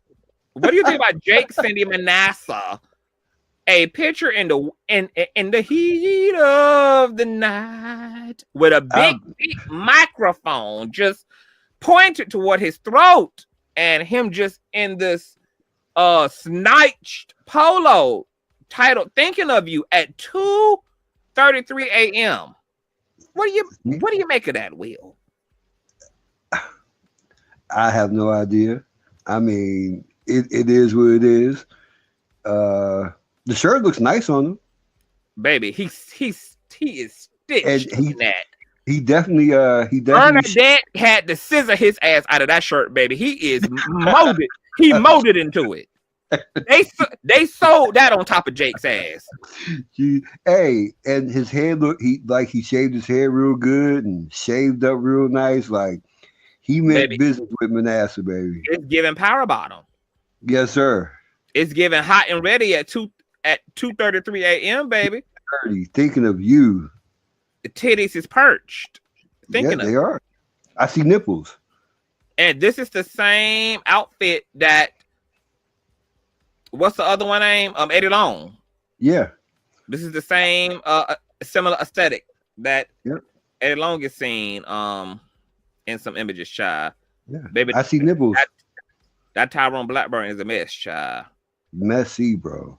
Thomas Jakes, professionally known as Jakes, allegedly sent his former mentee, Manasseh Jordan, a flirtatious text in the wee hours of the morning. The text message from 2016 was sent with a picture of Jakes. According to there's more of him with Diddy, his spiritual son, that I'm sure he ain't paid one visit to while he in prison. Exhibit O. You see, everybody will clout chase off your ass when you're winning. Baby, your ass get gone. Only the realest gonna be by your side, baby. Another article. Okay, you said you wouldn't show this picture. You lied. I don't even know what's in these exhibits. Well, it's that same picture. I was looking at the actual headline. I ain't even see the picture below. I saw the forehead gave it away. He's sweating. Yeah, see, I'm the commentator, so you get to zone in on other parts. Oh, okay, I be starting off at the top of the page. Yeah, it's the same sweaty. Victims come forward about Bishop T.D. Jakes' plans to file actual lawsuits. Baby, there is that picture I can't do again. Okay, so we're just gonna skim past that real quick. Ooh, girl. Ooh, look at the grease, baby. Baby, could you imagine Will putting in all that work and not losing a single pound? Could you imagine? Never, bro. Never. That level of a sweat, baby, and you ain't bust nothing. Never, brother, nut. Never, bro. It goes on to say that Manasseh, it goes to talk about the Manasseh situation. And remember, Manasseh was gearing up for an old nasty lawsuit against Jake Shy. All right. Exhibit P. Let's see what Exhibit P gives.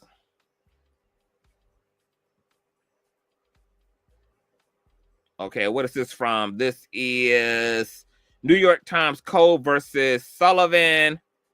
Responded, I don't know what this is. Official in Montgomery, Alabama, brought suit in state alleging that he had been libeled by an advertisement in corporate petitioner's newspaper, the text of which appear. Hold on, I don't even know what this was like case law. Oh, he's deciding case law. Yeah, that's case law right there. But case law establishing what exactly? I don't know. Oh, you know what? I forgot. We had went forward instead of backwards first. So we jumped into the exhibit. So that's why this stuff is going to be explained in the proposed order, proposed motion for dismissal. I just went straight to the exhibit. Okay. Yeah, so I got to go back and read in order to understand the context. Okay. What Tyrone Blackburn, but we're just gonna go ahead and continue to look at all the exhibits, then we're gonna go back up.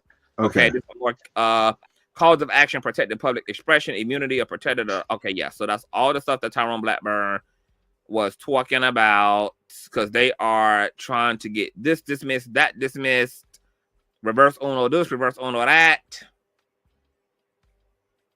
And they're citing their case laws in order to substantiate their claim. They ultimately want this dismissed. They want it a dismiss, and I think they're also going for some attorney fees, lawyer fees, under the guise that this is a frivolous suit filed by Jakes to suppress the truth from coming out of Duane Youngblood's mouth. Here is the memorandum order. from Tyrone Blackburn. I guess we can actually read some of this. The action was initiated November 24th. Jakes brought claims of libel and civil conspiracy against Youngblood and 10 John Does.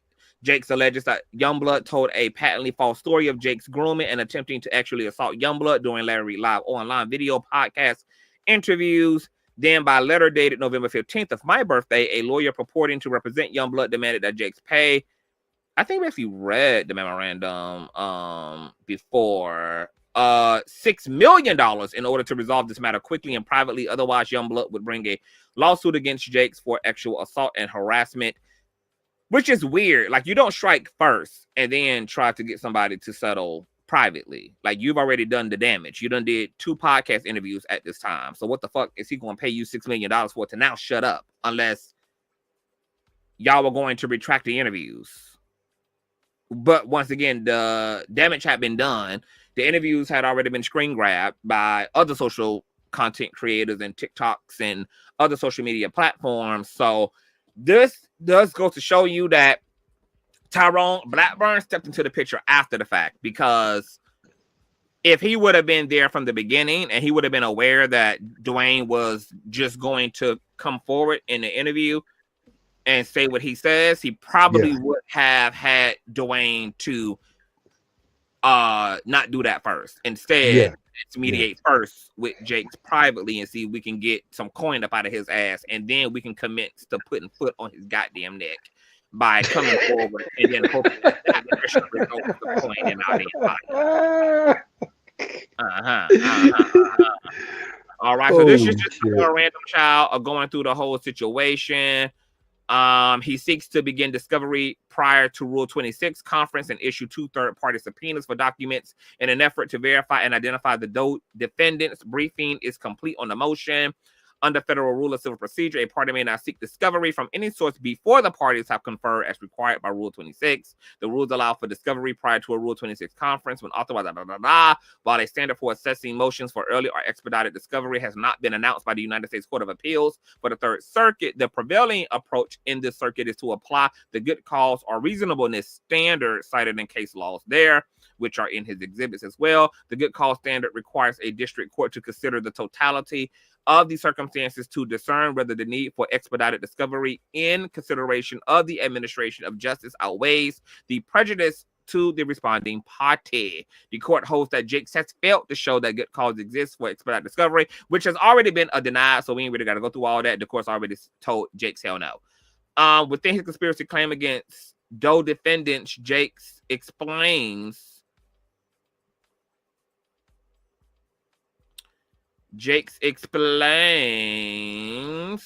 hold on. Jakes seeks to uncover the identity. Jake states that he believes the podcaster Larry had knowledge of Youngblood's plan to obtain money from plaintiff, and he claims on information. Okay, there would have just told his ass no. No third-party subpoenas will issue. The bold and vague assertion. Okay, so they put the judge's response in here as well. Hence, at this juncture, it is unknown if the case will proceed. Okay, so yeah, so that's from the judge who was saying that they don't even know if the damn case gonna make it to damn discovery. The shit may get dismissed. Right. Prior, or the judge may rule in favor of Duane that this is a frivolous lawsuit and maybe award him partially or totally as a result, which will be fascinating to see what the outcome is. And the last exhibit is Exhibit T, which is an incident report. What is this? This is a. It looks like. Okay. Wait. So they filed a police report again. Yeah, they filed on Jermaine. On Jermaine Jakes. Okay, got it. So I wonder why he didn't sue him now. Because he justified suing Jakes as a result of what Jermaine allegedly threatening him. But here's his police report. Yep. Harassment by communication is the incident classification. And 439 Patton Street is a nasty looking shoebox. Like what you mean? Oh, what's that? Huh? His address. Like what you mean? His house? Yeah, 439 Patton Street is a nasty old piece of shoebox. I'm screaming.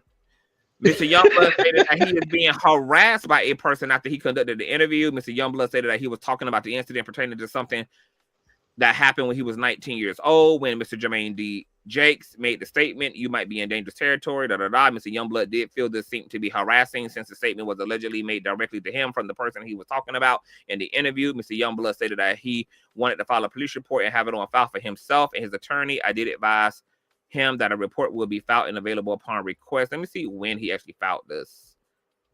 He filed this on where's the 23rd. No, 11/27/2024 at 6 p.m. Okay, so he filed this back in November of last year, end of November. All right, so that's a police report, girl. He did put the police on Jake's ass, baby, on Jermaine Jakes, baby. Jermaine Jakes, girl, you better have your passport, baby. Dwayne is on your ass, sugar. He on your ass, love. Okay, so let's read. Now that we got through all the exhibits, anything you want to say before we get to the proposed order, which is only one page, and then there's a supplement memorandum of law 22, and then there's an affidavit. There's one thing I wanted to say along with the question, open question. I can remember him saying in our last communication that he had 7 sworn affidavits. You remember him saying he had 7? So we got the sister, we got whoever Alashawn is, Alashawn, a Youngblood 1, Richard, his brother 2. Then we had another guy who was 33. 3. Yeah, you know what? As a matter of fact, that does add up to about 7 because he had 2 or 3 other people. So a 33-year-old guy, a 42-year-old guy. Yeah, it's adding up to Jeffrey about 7. Person, which is number 4. Right. He had another young lady, which was maybe it was another young lady.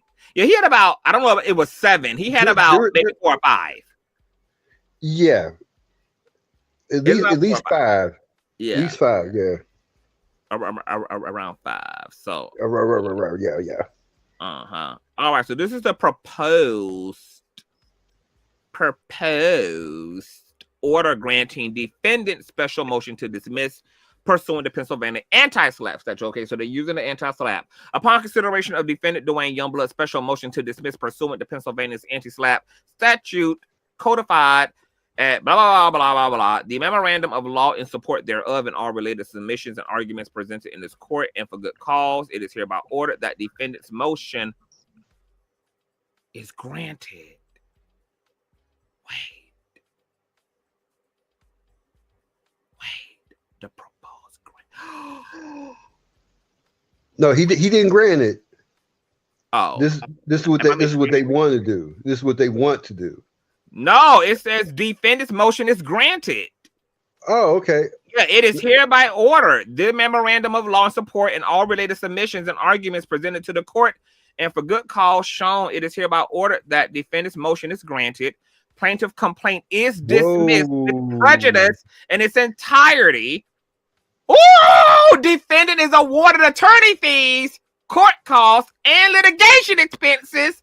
Defendant's counsel is directed to submit a detailed accounting of fees and costs to the court within 4. Oh my God! Dwayne won!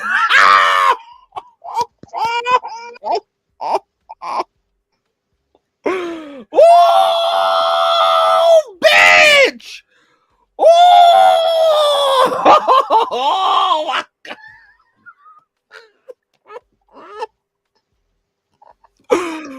Wow!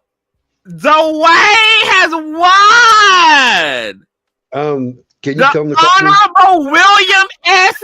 Stickman has granted defendant's motion for anti-SLAPP. TD Jakes' lawsuit has been dismissed with prejudice in its entirety.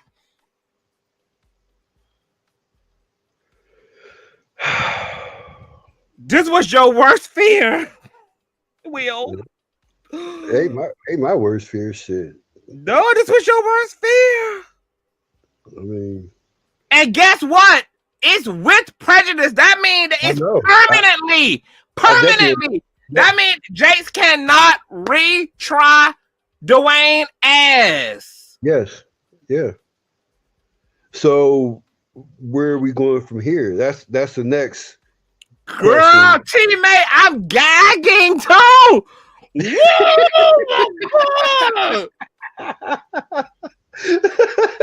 Oh my God! Oh God! Somebody go check on St. James. Somebody let me go St. James. No. So St. James reported on this earlier today. What he said? I didn't watch what he said. No, this statement right here. That's why I said something about it, because when I was looking through earlier today, I looked at this, and he was on this particular page right here. That's why it looked so familiar to me. Well, what did he say? Like, what was his commentary? What did he say? I was waiting. You know, the funny part was listen. The funny part. Wait. The funny part was like, what's the old guy? The old guy that's on YouTube. They were all reporting this, but I tried not to listen to it because I was sitting there like I was gonna call you earlier. I'm like, where the hell is Conscious at? Because everybody's talking about this. Like, where the hell are you? And I was like, bro, I need to get in touch with Conscious and see like why is he not reporting on this? Because like several people were talking about this earlier. Oh, wait a minute, hold on, because it's not even dated yet. So as William said, this is a proposed draft. That's what I was saying. Okay, all right, got it. Okay, so baby, Tyrone Blackburn is off the fucking chain because his ass done went ahead, baby. He done drew, huh? Russ, that's what I was saying. It's a proposed order. He done went ahead, baby. And said, hey, go. They done drew up the paperwork to prepare. Right. So judge, all you got to do, baby, it's dated. It's signed, child. We done did all. we did all the work.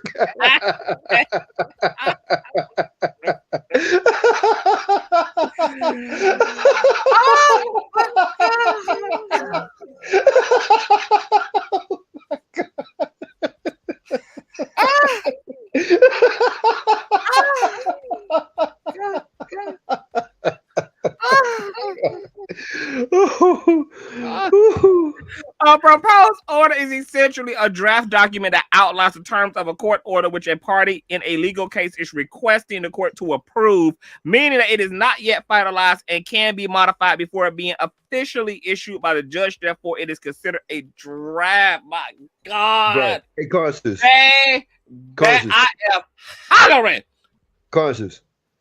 Yes. Let me run to little boys' room. Mine laughed so hard I gotta go to the bathroom. I'll be right back. All right. So, all right. Y'all, it's given though. Baby, it's given that the judge gonna put that signature on there, baby. He already done hoot and hollered at Jake's ass for trying to use the courts to fish for shark and whale and goldfish and salmon, and it ain't gonna happen. They didn't even make a great argument for the two-party subpoena expedited discovery situation. What is Jake's gonna say in return? What he gonna say? What he gonna say in return to Richard Youngblood? What he gonna say in return to this psychologist who wrote up her psychoanalyst of Youngblood? What he gonna say? What he gonna say? Oh, baby, they got it in court filing that Jake tried to put his meat on Richard Youngblood's butt cheeks, baby. Tried to diddy his ass. What they gonna say? What Jake's gonna say? Jake's bitch, you better run, bruh. You better run, bruh. You better run, bruh. And then Duane already done Uli opt himself by speaking about his own past. And then low-key justifying it because he was a victim. My God, today, baby. What is Jake's gonna say in return?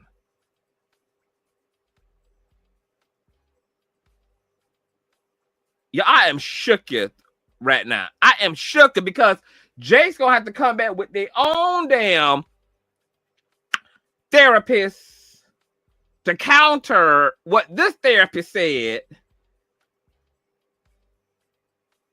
baby, he gonna have to bring in his own affidavits because Dwayne did right enough to give an interesting opportunity to Jakes, baby, when he was saying, when his therapist was saying, girl, you know, he's reformed and transformed, and he done been transmuted and transportated and everything else. Jakes just need to go ahead and pull up the recent probation violation. Baby try to punch holes in that like he ain't reformed a goddamn thing. Still a liar. Subpoena Will ass. Get Will to submit an affidavit. Where all this therapy done went, baby, if he was allegedly tricking off Will Calloway back in 97. Baby, he gonna have to flame Dwayne ass up, baby, to punch holes. Because what he gotta do to get this judge, baby, to judge, he gonna have to go in some more on Dwayne ass, since Dwayne's strategy obviously is to create a pattern of behavior that helps him to legitimize his claims against Jakes. Jake's gonna have to fight back and continue to dig holes, Will, in Dwayne's ass in order to corroborate the fact that he's still a liar, still a manipulator, still traumatized, still fucked up, preying on his that. And you know, so funny, since Jakes wanted a John Doe 1 through 10, and Mr. Goddamn Richard Youngblood done submitted an affidavit alleging that Jakes tried to put his sausage meat on that man Honey Bun. Baby, there go your John Doe 2, Jakes. If you gonna lift his ass as a co-defendant, you gonna lift his ass as a co-conspirator, baby. There go your John Doe, baby. Man, is Jakes gonna amend the complaint? now that Richard Youngblood done caught him and his meat all the way to the carpet, baby. Man, this is a mess, bro. Baby, this is a unmitigated mess. Let me ask y'all, including Will now. Let me create a poll. I'm gonna create a Q&A. Let me create a Q&A in the chat. Let me do this real quick. Where's my poll at? Start a Q&A. Let me see what the poll look like. What the hell? Is that a cat? That's a cat. Is that your coochie, Will? Purring like that? It's a cat. What type of cat? A Maine Coon. Oh, baby. A big cat. Baby, that's a big wolf pussy. Yeah. That's wolf pussy purring. Yep. Okay, I'm gonna let you out. Let me let her out. Go ahead. Open the door. Do y'all think? Go ahead. Go ahead, y'all. Go ahead. Do y'all believe? Do y'all now believe? Hold on, Youngblood allegations against Jakes. All right, I just started a poll, y'all. I want y'all to vote off on the poll. How many of the 338 of y'all who need to continue to hit the like? We need 50 more likes on this video. How many of y'all now believe Dwayne Youngblood's allegations against Jakes after seeing and hearing from other individuals? Okay, I just started a poll, you guys, so you guys can vote in. I hit the yes. Okay, so we'll hit the yes. People still voting off. So we're going to give that a minute, and I'll come back to the poll. Let's get to, what are we reading here? This is the what? This is the defendant special motion to dismiss. Okay, so they're going for dismissal, anti-slap, etc. We're not reading all this either. Table of contents here. So those are all the case laws that were in the exhibits as well.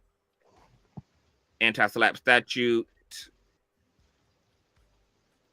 The court, let's read a little bit of the introduction. This court is tasked with addressing one of the most egregious attempts to pervert the judicial process for personal gain. Plaintiff Thomas Dexter T.D. Jakes, a self-proclaimed spiritual leader revered by millions, has weaponized this lawsuit not to seek justice, but to muzzle the voice of truth.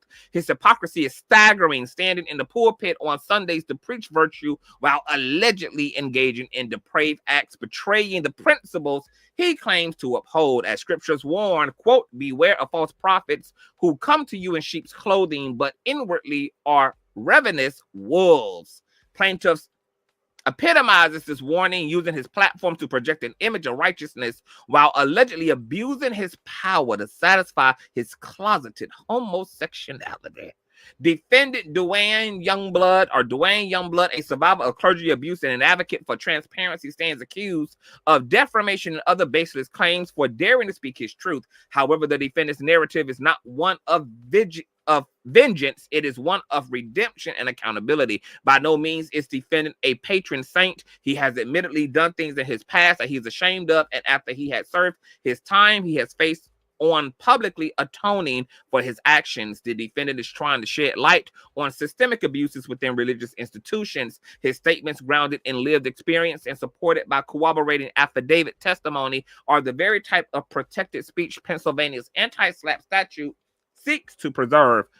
This motion seeks to dismiss the plaintiff's retaliatory complaint and highlight the gross misuse of power by a man who has consistently avoided accountability. The Bible rebukes such duplicity. You shall not misuse the name of the Lord your God, for the Lord will not hold anyone guiltless who misuses his name. And with that being said, let me just say this.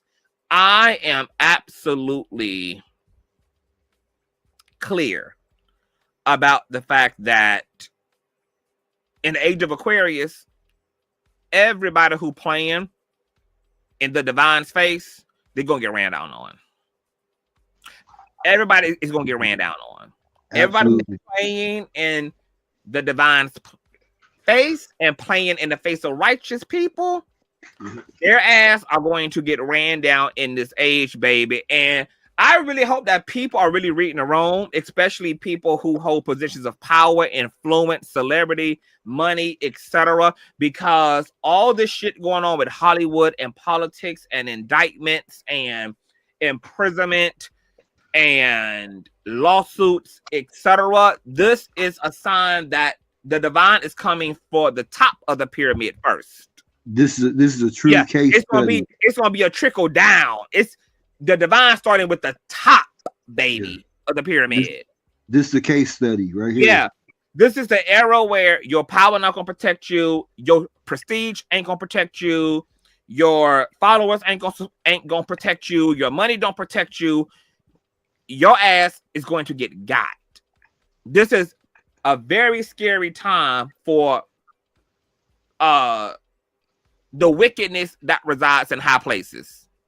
And playing in people's faces. Yeah, the wickedness that is hiding in high places and presiding in high places. This y'all time, baby. For one night only, this motion seeks to dismiss. The motion seeks to dismiss the plaintiff's retaliatory complaint and highlight the gross misuse of power by a man who has consistently avoided accountability. Plaintiff's actions represented an affront to the commandment, exploiting the sanctity of faith to shield his misconduct.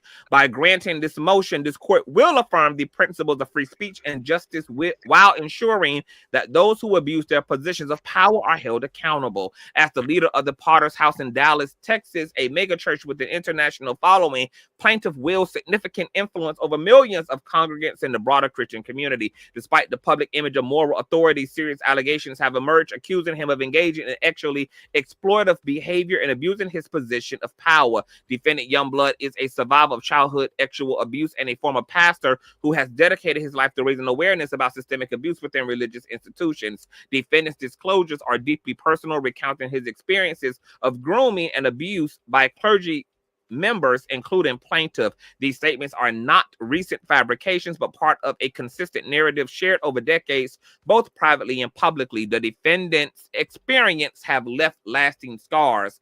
Diagnosed with PTSD, anxiety disorder, and severe depression, defendant has spent years in therapy addressing the impact of the abuse he endured. His public statements are part of a broader therapeutic journey rooted in a desire to heal and prevent others from suffering similar harm.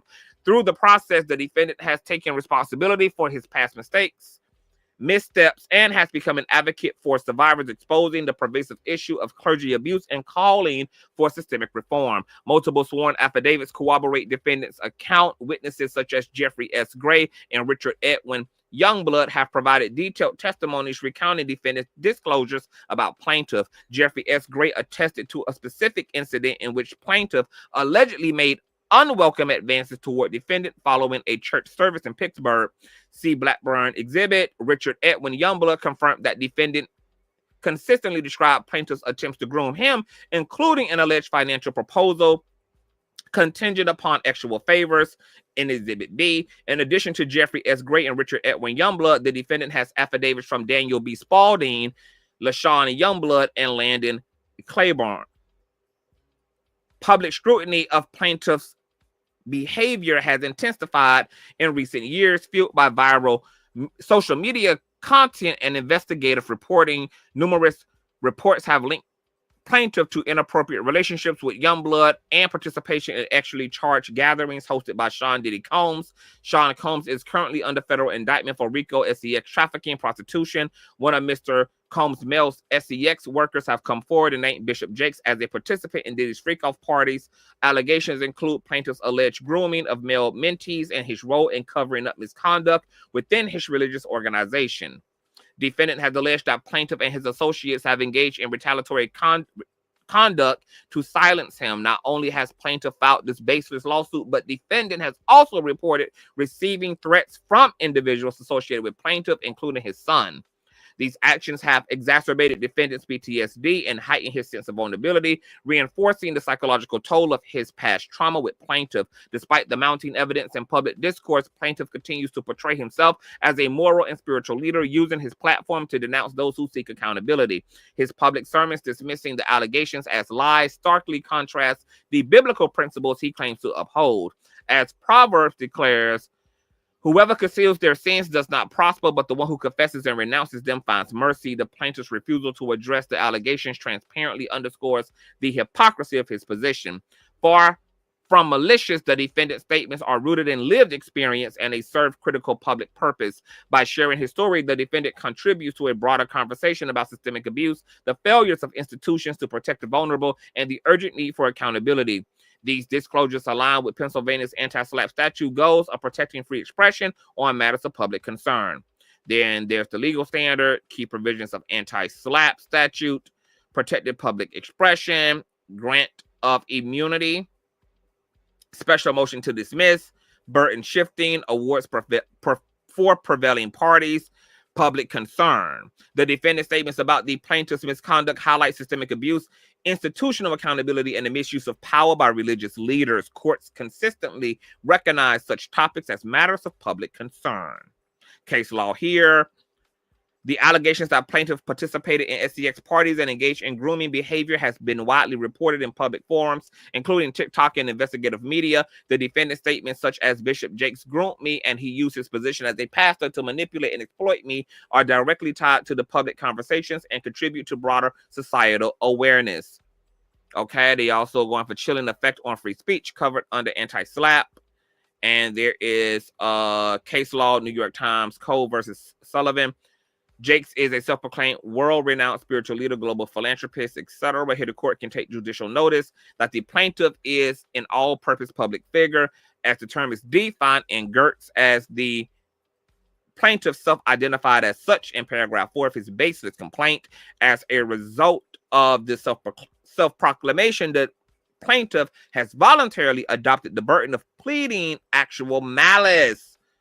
All right, baby. So they're saying that this was intentional infliction and malicious in nature for Jakes to file this suit, according to Youngblood's lived experience. The requirement that the plaintiff may be able to show actual malice by clear and convincing evidence is initially a matter of the law in case law there. The question whether the evidence in the record is a defamation case is sufficient to support a finding of actual malice is a question of law, case law there. As to what constitutes actual malice, the federal high court has held actual malice requires at a minimum that statements were made with a reckless disregard for the truth.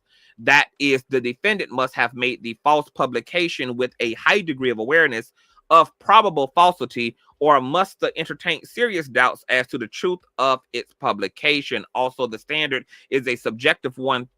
There must be sufficient evidence to permit the conclusion that the defendant actually had a high degree of awareness of probable falsity.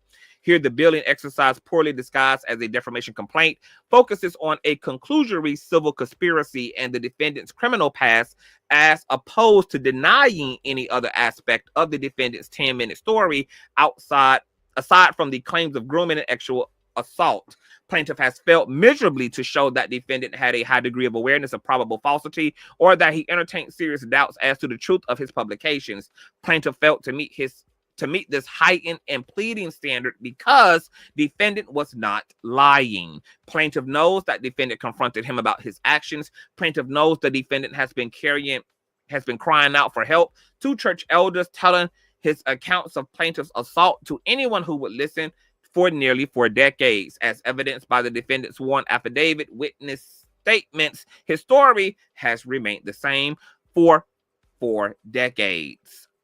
TD Jakes is defamation proof. Public discourse about plaintiff's alleged misconduct is widespread and well documented. Social media platforms and investigative reports have brought to light allegations of grooming, sexual abuse, and exploitation involving Jakes, with specific claims alleging Jakes participant in SCX parties hosted by Sean Diddy Combs, as reported by multiple sources. Text messages allegedly sent by plaintiff to a male mentee containing flirtatious and inappropriate content. Statements from alleged victims of plaintiff include: Bishop Jakes groomed me. Bishop Jakes actually assaulted me. He invited me to private meetings under the guise of spiritual mentorship, only to violate my trust. He used his position as a pastor to manipulate and exploit me. I was forced to remain silent while he continued to abuse others. These are just a handful of statements made by individuals who have come forward to share their victimization by the plaintiff. Despite these allegations, the plaintiff continues to portray himself as a moral authority, preaching to millions while allegedly living a double life.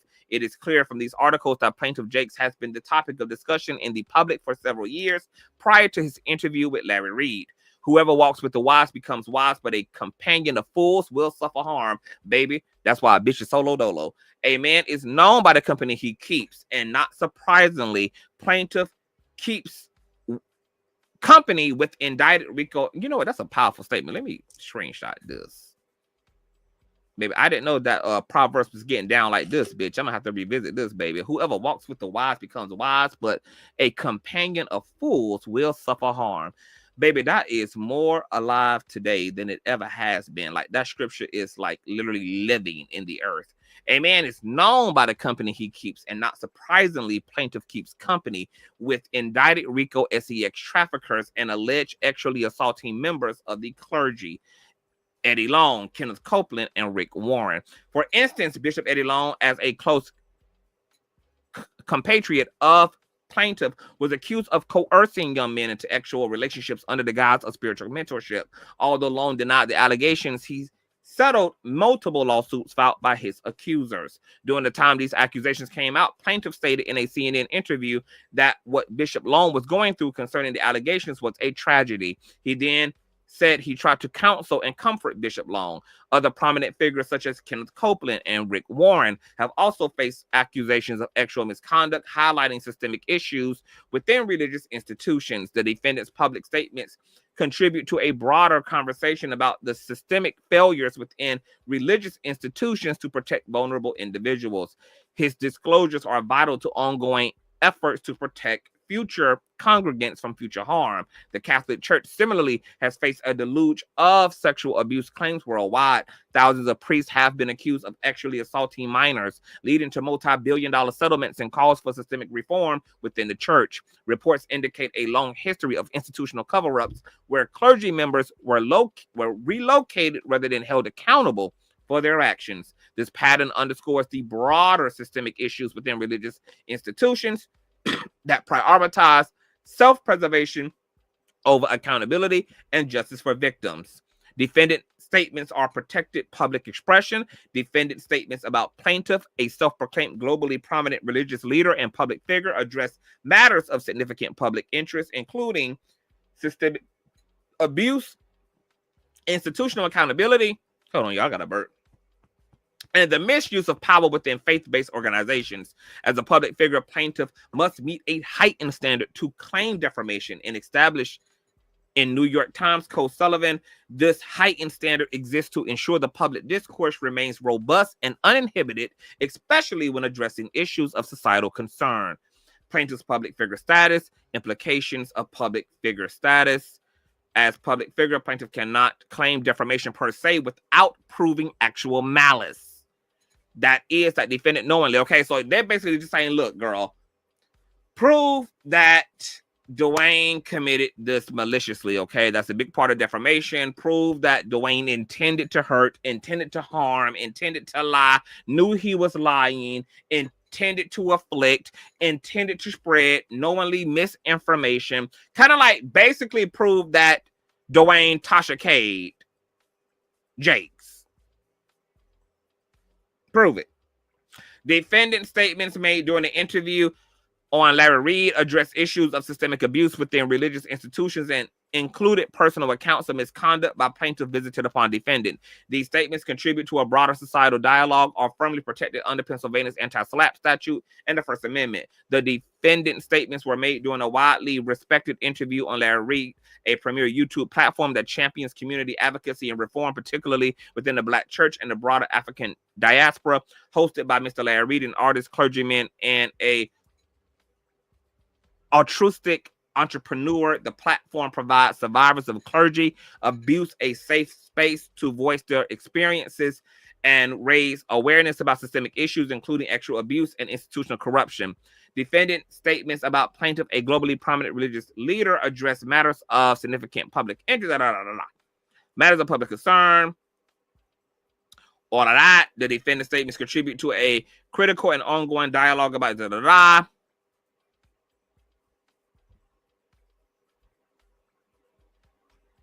anti-SLAPP protections. Because, baby, they filed away. Defendant is entitled to attorney fees. Y'all know anti-SLAPP, girl.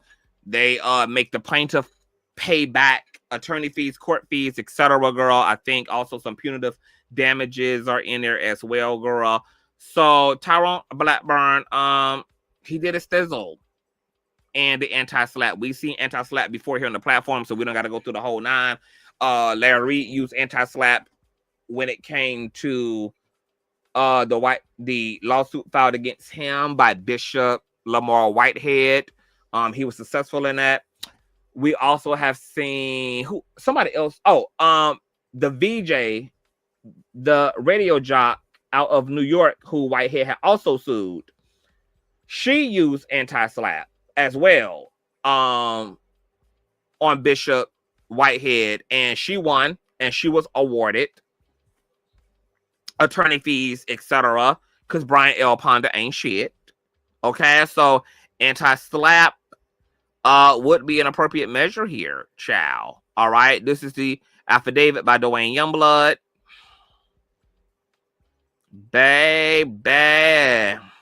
Right now, it's looking like Duane got this, y'all. It's looking like Duane is going to take this home, child.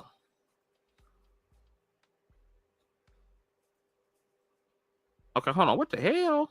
Wait a minute. I don't want you to anti-SLAPP motion when I was 9 years old. My life took a dark turn. Okay, I began an interview by dedicated as a child I lived. Okay, so Duane provides basically some origin story here. His intent. Talked about why he shared his story publicly. And he says this: while I understand that Bishop Jakes has focused on the portion of the interview that involved him, as he should, baby, because that's all TD Jakes' job is. His job is not to give a fuck about Nothing else that happened in that goddamn interview, baby, but only the part that pertains to him. And baby, that part about him trying to actually groom you and proposition him, baby, Jake said, oh, no, ma'am. No, ma'am, no, ma'am, no, ma'am, no, ma'am, Hosam. I don't give a damn in what form, fashion, what context, in what way, who else you included, implemented, incriminated, baby. I don't give a damn, baby. That is their job to pull up with a lawsuit on your motherfucking ass, baby. I ain't got nothing to do with what y'all was trying to accomplish, talking about from abuse to abuser or whatever the situation is, baby. When I heard the things that pertain to any, many, mighty, TD Jakes, baby. Okay, yes, baby. That's why your ass got sued, child. But the problem with that Jakes is, allegedly, that man telling the goddamn truth about you. And, baby, his brother got an even worse truth about you, baby. You tried to put your little ass meat on that man's back. And that Equinage Lodge motel. Who said it was little? Work. Who said it was little? That's nasty work, baby. That you had to put your... I'm going to tell you what's more nasty work than you putting your little ass meat on that man's honey bun is the fact that you actually added triple the damn weight on that damn bed that was already existing with Richard ass on it. Baby, the way you tried the pillars on that bed, baby, should be damn crime, girl. The way you tried the springs on that 1992 mattress, baby, you know you dead ass wrong, Jake. Girl, this was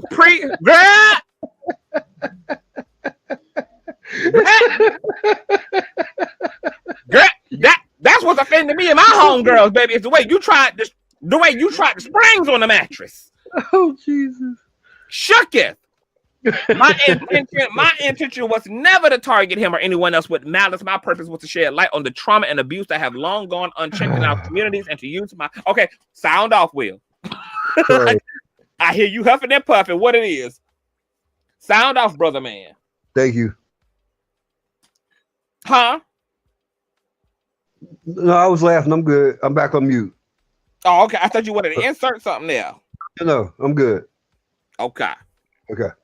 I firmly believe that recounting one's personal experiences, particularly to shed light on systemic issues and advocate for change, is a constitutionally protected right. To silence such speech would be to deny survivors opportunity to share their truth and contribute to necessary reform, blah, blah, blah. It is important to note that during the interview, my comments about Jakes were made in the context of a broader conversation about systemic matters in the church to sign the grooming and need for accountability amongst leaders. Okay, so that's the affidavit, all right? And then there's a declaration from Blackburn tied as well, who he did his thizzle in the clappity back of it all. Overall, baby, oh yes he did. All right, so Will, I mean, what's going through your mind right now? You think that judge going to sign off on that anti-slap, baby, since Tyrone already done drew up the paperwork for him? I'm not sure, but if I was a judge, I would have a whole lot to ponder. The evidence that's being shown is overwhelming. If I was the judge, I probably would be signing and dating that right now. As much as I hate to say it, looking at it objectively, I would sign and date that and let Dwayne go forward with whatever he needs to go with. Yeah. So they gave Jakes till they gave him basically 20 days. They gave him to February 21st. No, they gave they gave Jakes to the 14th of next month to file a response to Dwayne's motion to dismiss. And then they gave Dwayne basically like a week and some change to reply to TD. Huh? TD. No, I'm talking about Dwayne. Defendant reply a brief in response to Jake. So they're gonna give Jake's to the 14th of February to reply to all of this, and then they're gonna give Dwayne a week and some change to reply to whatever Jake's reply is. I am shook for Jake's. I'm shook. Yeah. I'm gonna drop the link too in case anybody want to sound off, and y'all gotta come up now because we ain't gonna be here all night. I just dropped the link. If you come on. Okay, so can you kind of go back over that one more time? Like, what did you basically say in terms of what you think is going to happen here? I was saying, looking at it objectively, if I was a judge looking at this completely objectively, I would be grabbing my pen and signing and dating this matter because it's overwhelming evidence in Duane's favor. And whether you like him or not, and you don't, I don't, but I'll be signing the paper. Looking at it objectively, whether we all need to look at this objectively and not look at his past crime. His past crimes are not on trial, and it's easy to villainize this man. It's because he's a villain. But that's what the courts are for, to look at things objectively. And if you're able to look at it through an objective lens, Duane is the winner. And Duane's the winner. Because in this case, he's not on trial for his actions. Exactly. And objectively, I'd be signing that paper and I'd be declaring Duane the winner at this point. And if all this stuff is true, which those first few exhibits that you shown, it's a preponderance of evidence that this stuff happened. His brother's testimony was riveting, and the attention to detail and the dates and the places and those things, anyone can make up things. I get that, but it's overwhelming evidence, and I believe it. So we just need to stay tuned and find out what's going to happen from here. I'm thinking that the judge may just go ahead and sign off on this and declare Duane the winner. And he deserves to win, whether you like him or not. If everything pans out to be true, this man deserves to win. And yeah. That's what I got. That's what I got for that. This has been a interesting live, a very interesting live. A lot of things have come to light, unexpected things. But I'm this man that Richard ain't tried to sue Jake's ass. Right. I mean, he got a case even.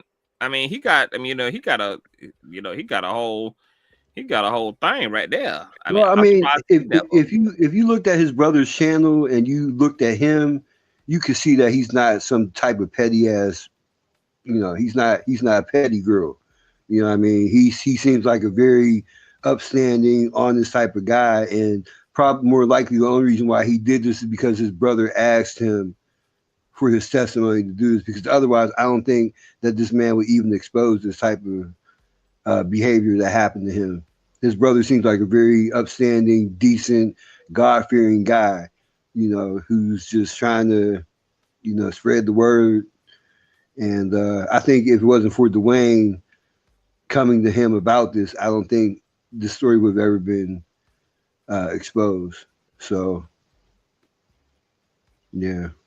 And it's very we had a really good laugh about it. I mean, it was we had a good laugh about it, but his story is very sad because he seemed like he was trying to do the right thing.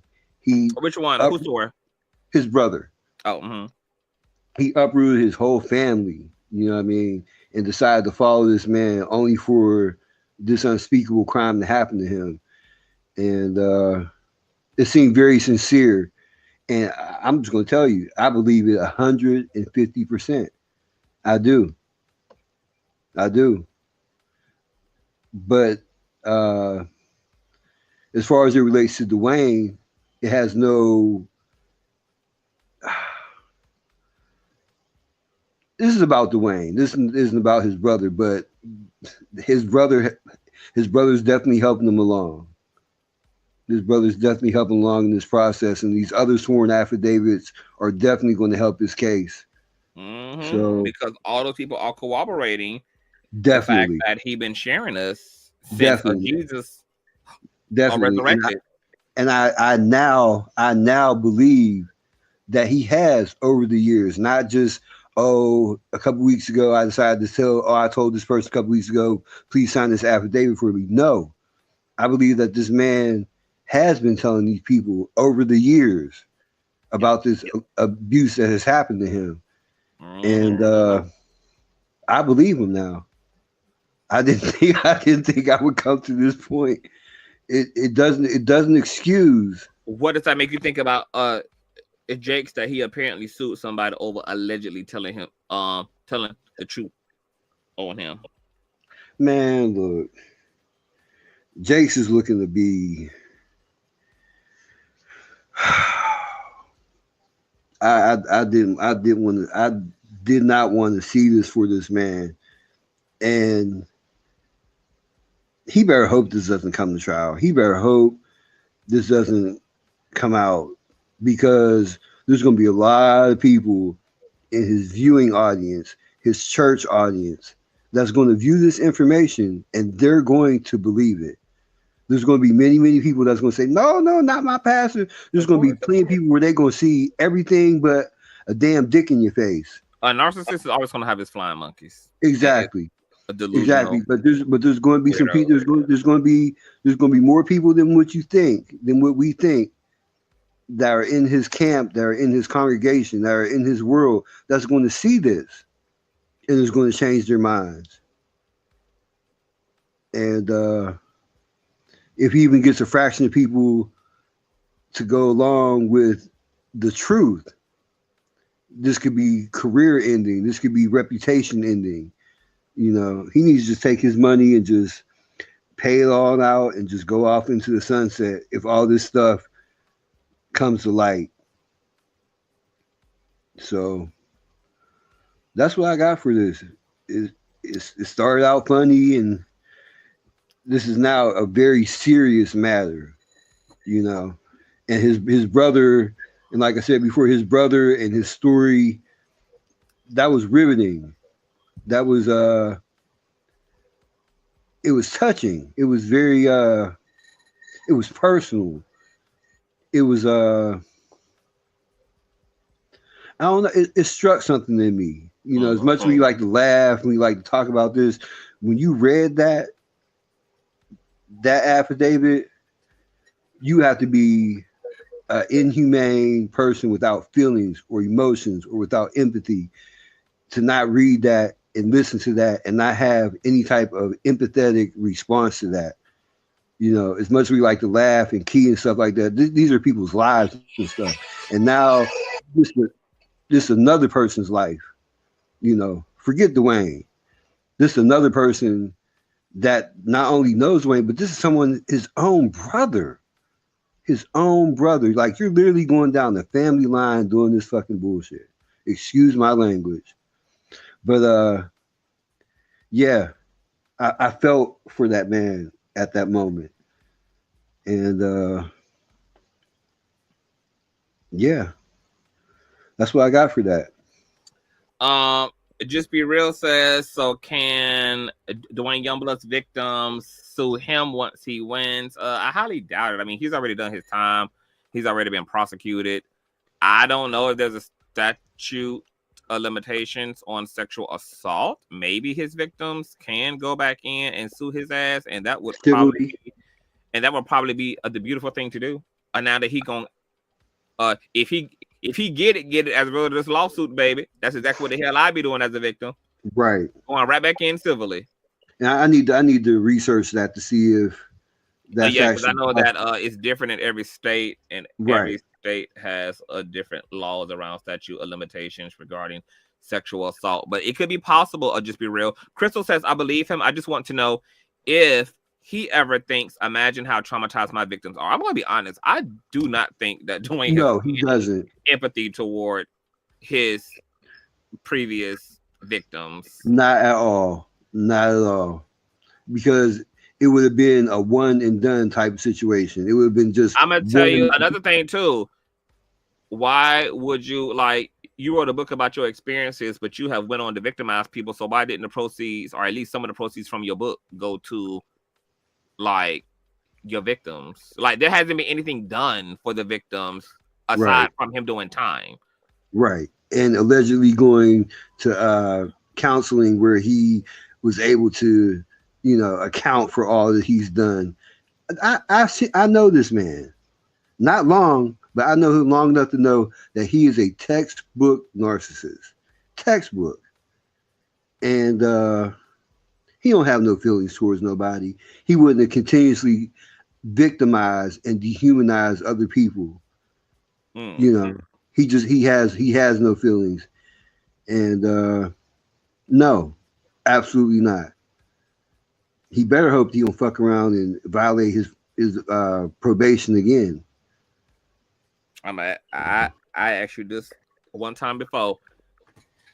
If they send your ass a subpoena for an affidavit, are you submitting your affidavit as it relates to your experience of Duane Youngblood? Yeah, absolutely. I'm sure they probably might not need me for anything, and that's fine. But that's not the reason why I decided to come onto this platform. Like I said before, a long time ago, I was not a victim in this situation. Yeah. You know what I mean? I'm not a victim. I was a grown ass man, and everything was grown. Everything was consensual. You know, I have nothing to gain from this at all. You know what I mean? But yeah, if they needed me, sure, I would definitely do it because I have nothing to hide. And I have nothing to lie about. This is it's a simple ass 3-month relationship that happened in '97. You know, there's no great details, just the details that I shared with you previously. Right. You know, there's nothing like where I have to sit here and remember. But it's crazy how he did you exactly. How Jakes did him. Yeah, like Jakes and his associates did him. Okay, so you definitely you learn from that, and you decide to take what you learn and you decide to apply it to one person and then another person and then another person. He's done this systematically. He's done this. Man, look. Let me try to separate the crime from the person and separate the crime from what's going on right now, because that's why it'd be hard for me to be a judge, but that's why we have judges on the bench to separate his crimes from what's going on. And like I said, if I was the judge looking at this objectively like a judge is supposed to, Duane Youngblood is the winner. And I can hate this man with all my heart, but if I was the judge, I'll be running that man his money. Well, it seemed like the judge is interested in hearing what TD Jakes got to say. So TD Jakes might come back swinging. Like, you know, I know that St. James is under the belief, baby, that Jakes would not have filed this thing if he did not have Cat 1, Cat 2, Cat 3 in the bag. So, you know, we still holding out for Jakes, baby. I mean, baby, this is one hell of a strategy. He better have some serious. It's looking like Duane got it, baby. I don't know what Jakes could be holding, baby, but he better have some serious cats.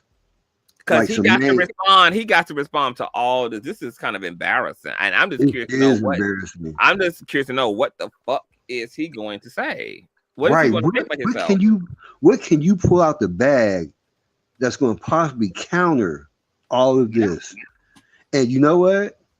If he does, unless he come back and say, "Baby, no, ma'am," Richard had his little ass pin on my cheesecake, and then he got mad because I was gonna have his ass drive me back home and tell his goddamn wife, and he tried to throw me out the goddamn car and try to get ahead of the story. I mean, that's the only way he can really come back is just put a reverse order on Richard ass. Hey, and say that no, he the one on the down low. He the one. What if? Because this man was willing to uproot his whole damn family to follow this man down to West Virginia. No. And that could work to Jake's favor. I mean, and for all we know, I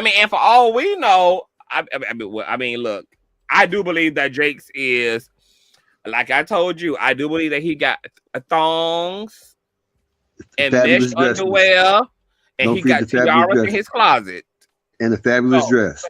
And a fabulous dressing gowns in his closet. And a pink shirt. And rubber dildos and extra large lube. baby oil and all, baby, in that closet. So, you know, I'm not, you know, it ain't surprising. And this is a younger, earlier on Jakes who probably was fresh off the prime in his awakening, actually, and was with the ish. And, you know, I mean, you know what? Mm-hmm. You know, the only thing I don't like about a few of those affidavits were the ages of some of those guys. Like the 133-year-old, he lived with him, and you know, the 142-year-old, they went out to eat and all that stuff. I don't know about that. I mean, I'm not saying their stories aren't true, but there you go with these young guys. How old is Dwayne? He's 58. And remember, I'm 40. I'm 47. Yeah. And I don't know why I keep saying I'm 47. I just turned 48 in November. I'm 48. And because you be wishing on a little star. Well, that picture don't look 48. Shit. It don't at all. You look damn good. It's weird, not to go off subject, but it's just weird. Like when I moved up here in 2000, I was 28. And it's weird, like when time goes by, like 10, 20 years go by, and you don't see much as far as like aging. You know what I mean? Yeah. So you kind of forget, but that's the black don't crack. You know, yeah, that is the bit. And I thank goodness for that. But yeah, he's 58, but those guys, like the one 33, like you know that Dwayne literally likes them young, right? I don't know. And uses his wife as a beard apparently, and I feel like she's just as fucked up as he is because, like, the fuck is wrong with you? She's not fucked up. She was somebody who probably more likely at first was not aware. And then but she fucked up because she is more than aware now. Your husband done had definitely, multiple victims, done did time in prison, done. I mean, it's embarrassing. I don't even understand how do you even stand beside something like that? I wouldn't even know how to present that to my family at this point. How the fuck do I explain this to my mother, my parents, my sister, my brothers, my community? I mean, it's embarrassing. Like, who the fuck are they still married? Yeah, they're still married. Yeah, no, they still married. They still married, apparently. Wow. They still together. Living up in that nasty little piece of shoebox. Just a hot, stinking mess. Crystal says, I think he believes he's the only victim in all this. His victims were only collateral damage to him. Yes. Baby. I can't wait until between now and the 14th. I can't wait either. I can't wait either. I want some night court. I want some night court or something. Oh my god. Bad. This is a mess. Oh my god. Wow. Jakes may no. Well, he gotta respond, because if he don't, he fucks around and gives Dwayne a default judgment. So he ain't gonna let that happen. But it's just like, oh Jesus, they got this little bit of time from now to the 14th. They basically got 2 weeks worth of time for him to figure out how the fuck they gonna how are they gonna respond to these affidavits, to Richard, to this is a mess. Almost 3 weeks. You got go ahead. Almost 3 weeks. Huh? Almost 3 weeks. Yeah. That's, you know, if he pulls something out of his hat that's able to counter this, imagine if he's able to counter this and he has some really good evidence. Can you imagine what that evidence could be? No, I can't. I can't actually. That's what I'm saying. Like, if he's able to do this, I'm going to be surprised by everything. If he's able to pull this off, bro, we won't even be able to be on this. We'll be laughing this whole entire. If he's able to pull this off, oh man, yeah. If he's able to pull something out of his hat to counter all this insanity, what could it possibly be? He's not. He's just gonna fall out again. I can't. He gonna fall out. He gonna end up in a guardianship and incapacitated like Wendy Williams. Jake's next strategy, baby, is to roll his ass over, end up in a guardianship, and deemed legally incapacitated. Baby. I can't do it. I can't do it. I can't do it. That would be my I can't do it. I can't. That'd be my next goddamn strategy because the fuck. There is no I just cannot I don't even know what a response looks like from Jake. I can't do it. It's just unimaginable to me. I can't do it. Unimaginable. Can't do it. It's unimaginable. I don't understand. So, all right, this was a great show. We gonna keep up with the keepers up. I said, let me call Will, child, because I can't believe they had loaded this docket up like this. I know we was close to the deadline. I know we was close to the deadline for the response. Yeah. I was like, Jesus, Man. So, yeah, child. Conscious, I'm so glad I got back in touch with you, bro. Oh yeah, for sure. Yeah, I'm glad you called me back. I was like, damn, Will gonna miss the show. No. Like I said before, when you see me calling, you should already know. Okay, I already know what time it is. Right. Like I said before, there were other people talking about this during the day, and I'm sitting here thinking like, damn, I was thinking about calling you earlier. I'm like, bro, these people getting ahead of the curve on your ass. I'm like, you must have been busy or something because like I was frolicking, honey. I was just being pretty today. Sometimes I just be minding my business because there's too much going on in the world. Like Timothy, that's it. Timothy Blaine. That's who was talking about it. Timothy Blaine was talking about it. Larry was talking about it. St. James was talking about. I'm like, where is my dude? While we out here, while me and you out here in the streets being. You should have called. You should have called me. You got my number. I should have called you. Man, look, we both gotta be pretty out here, man. Ain't nobody else gonna do it. Well, thank you for coming up. Soon as Jake get a reply, I'm gonna be hitting you up. If you get wind that he don't reply, then hit me. I will. You may hear it before I hear it. Yeah, so I will. I will. All right, thank you, beautiful man. And thank you too. All right, that was our Will Calloway, y'all. Man, this was an explosive response, child. They even put in that Jake's done allegedly paid off a family regarding a 16-year-old boy. Child, let me tell you something. I got a feeling what Jake's gonna try to do in order to deal with this all, he probably gonna try to sue Tyrone ass as well, baby, for inserting them claims. For since what Tyrone inserted came from articles without any proof of said payments or settlements. So just like a Jay-Z is suing Tony Busby for extortion, Jake's ass may fuck around and sue Tyrone ass. I mean, since he's talking about co-conspirators and John this and Joe that and etc. baby. So it's gonna be interesting to see. I got a feeling this might not be over anytime soon. On period, Thundercats. Hey, Art by Omni. Hey, y'all. So y'all tell me what y'all think below. Thumbs up the video. And I will see y'all all later. Peace.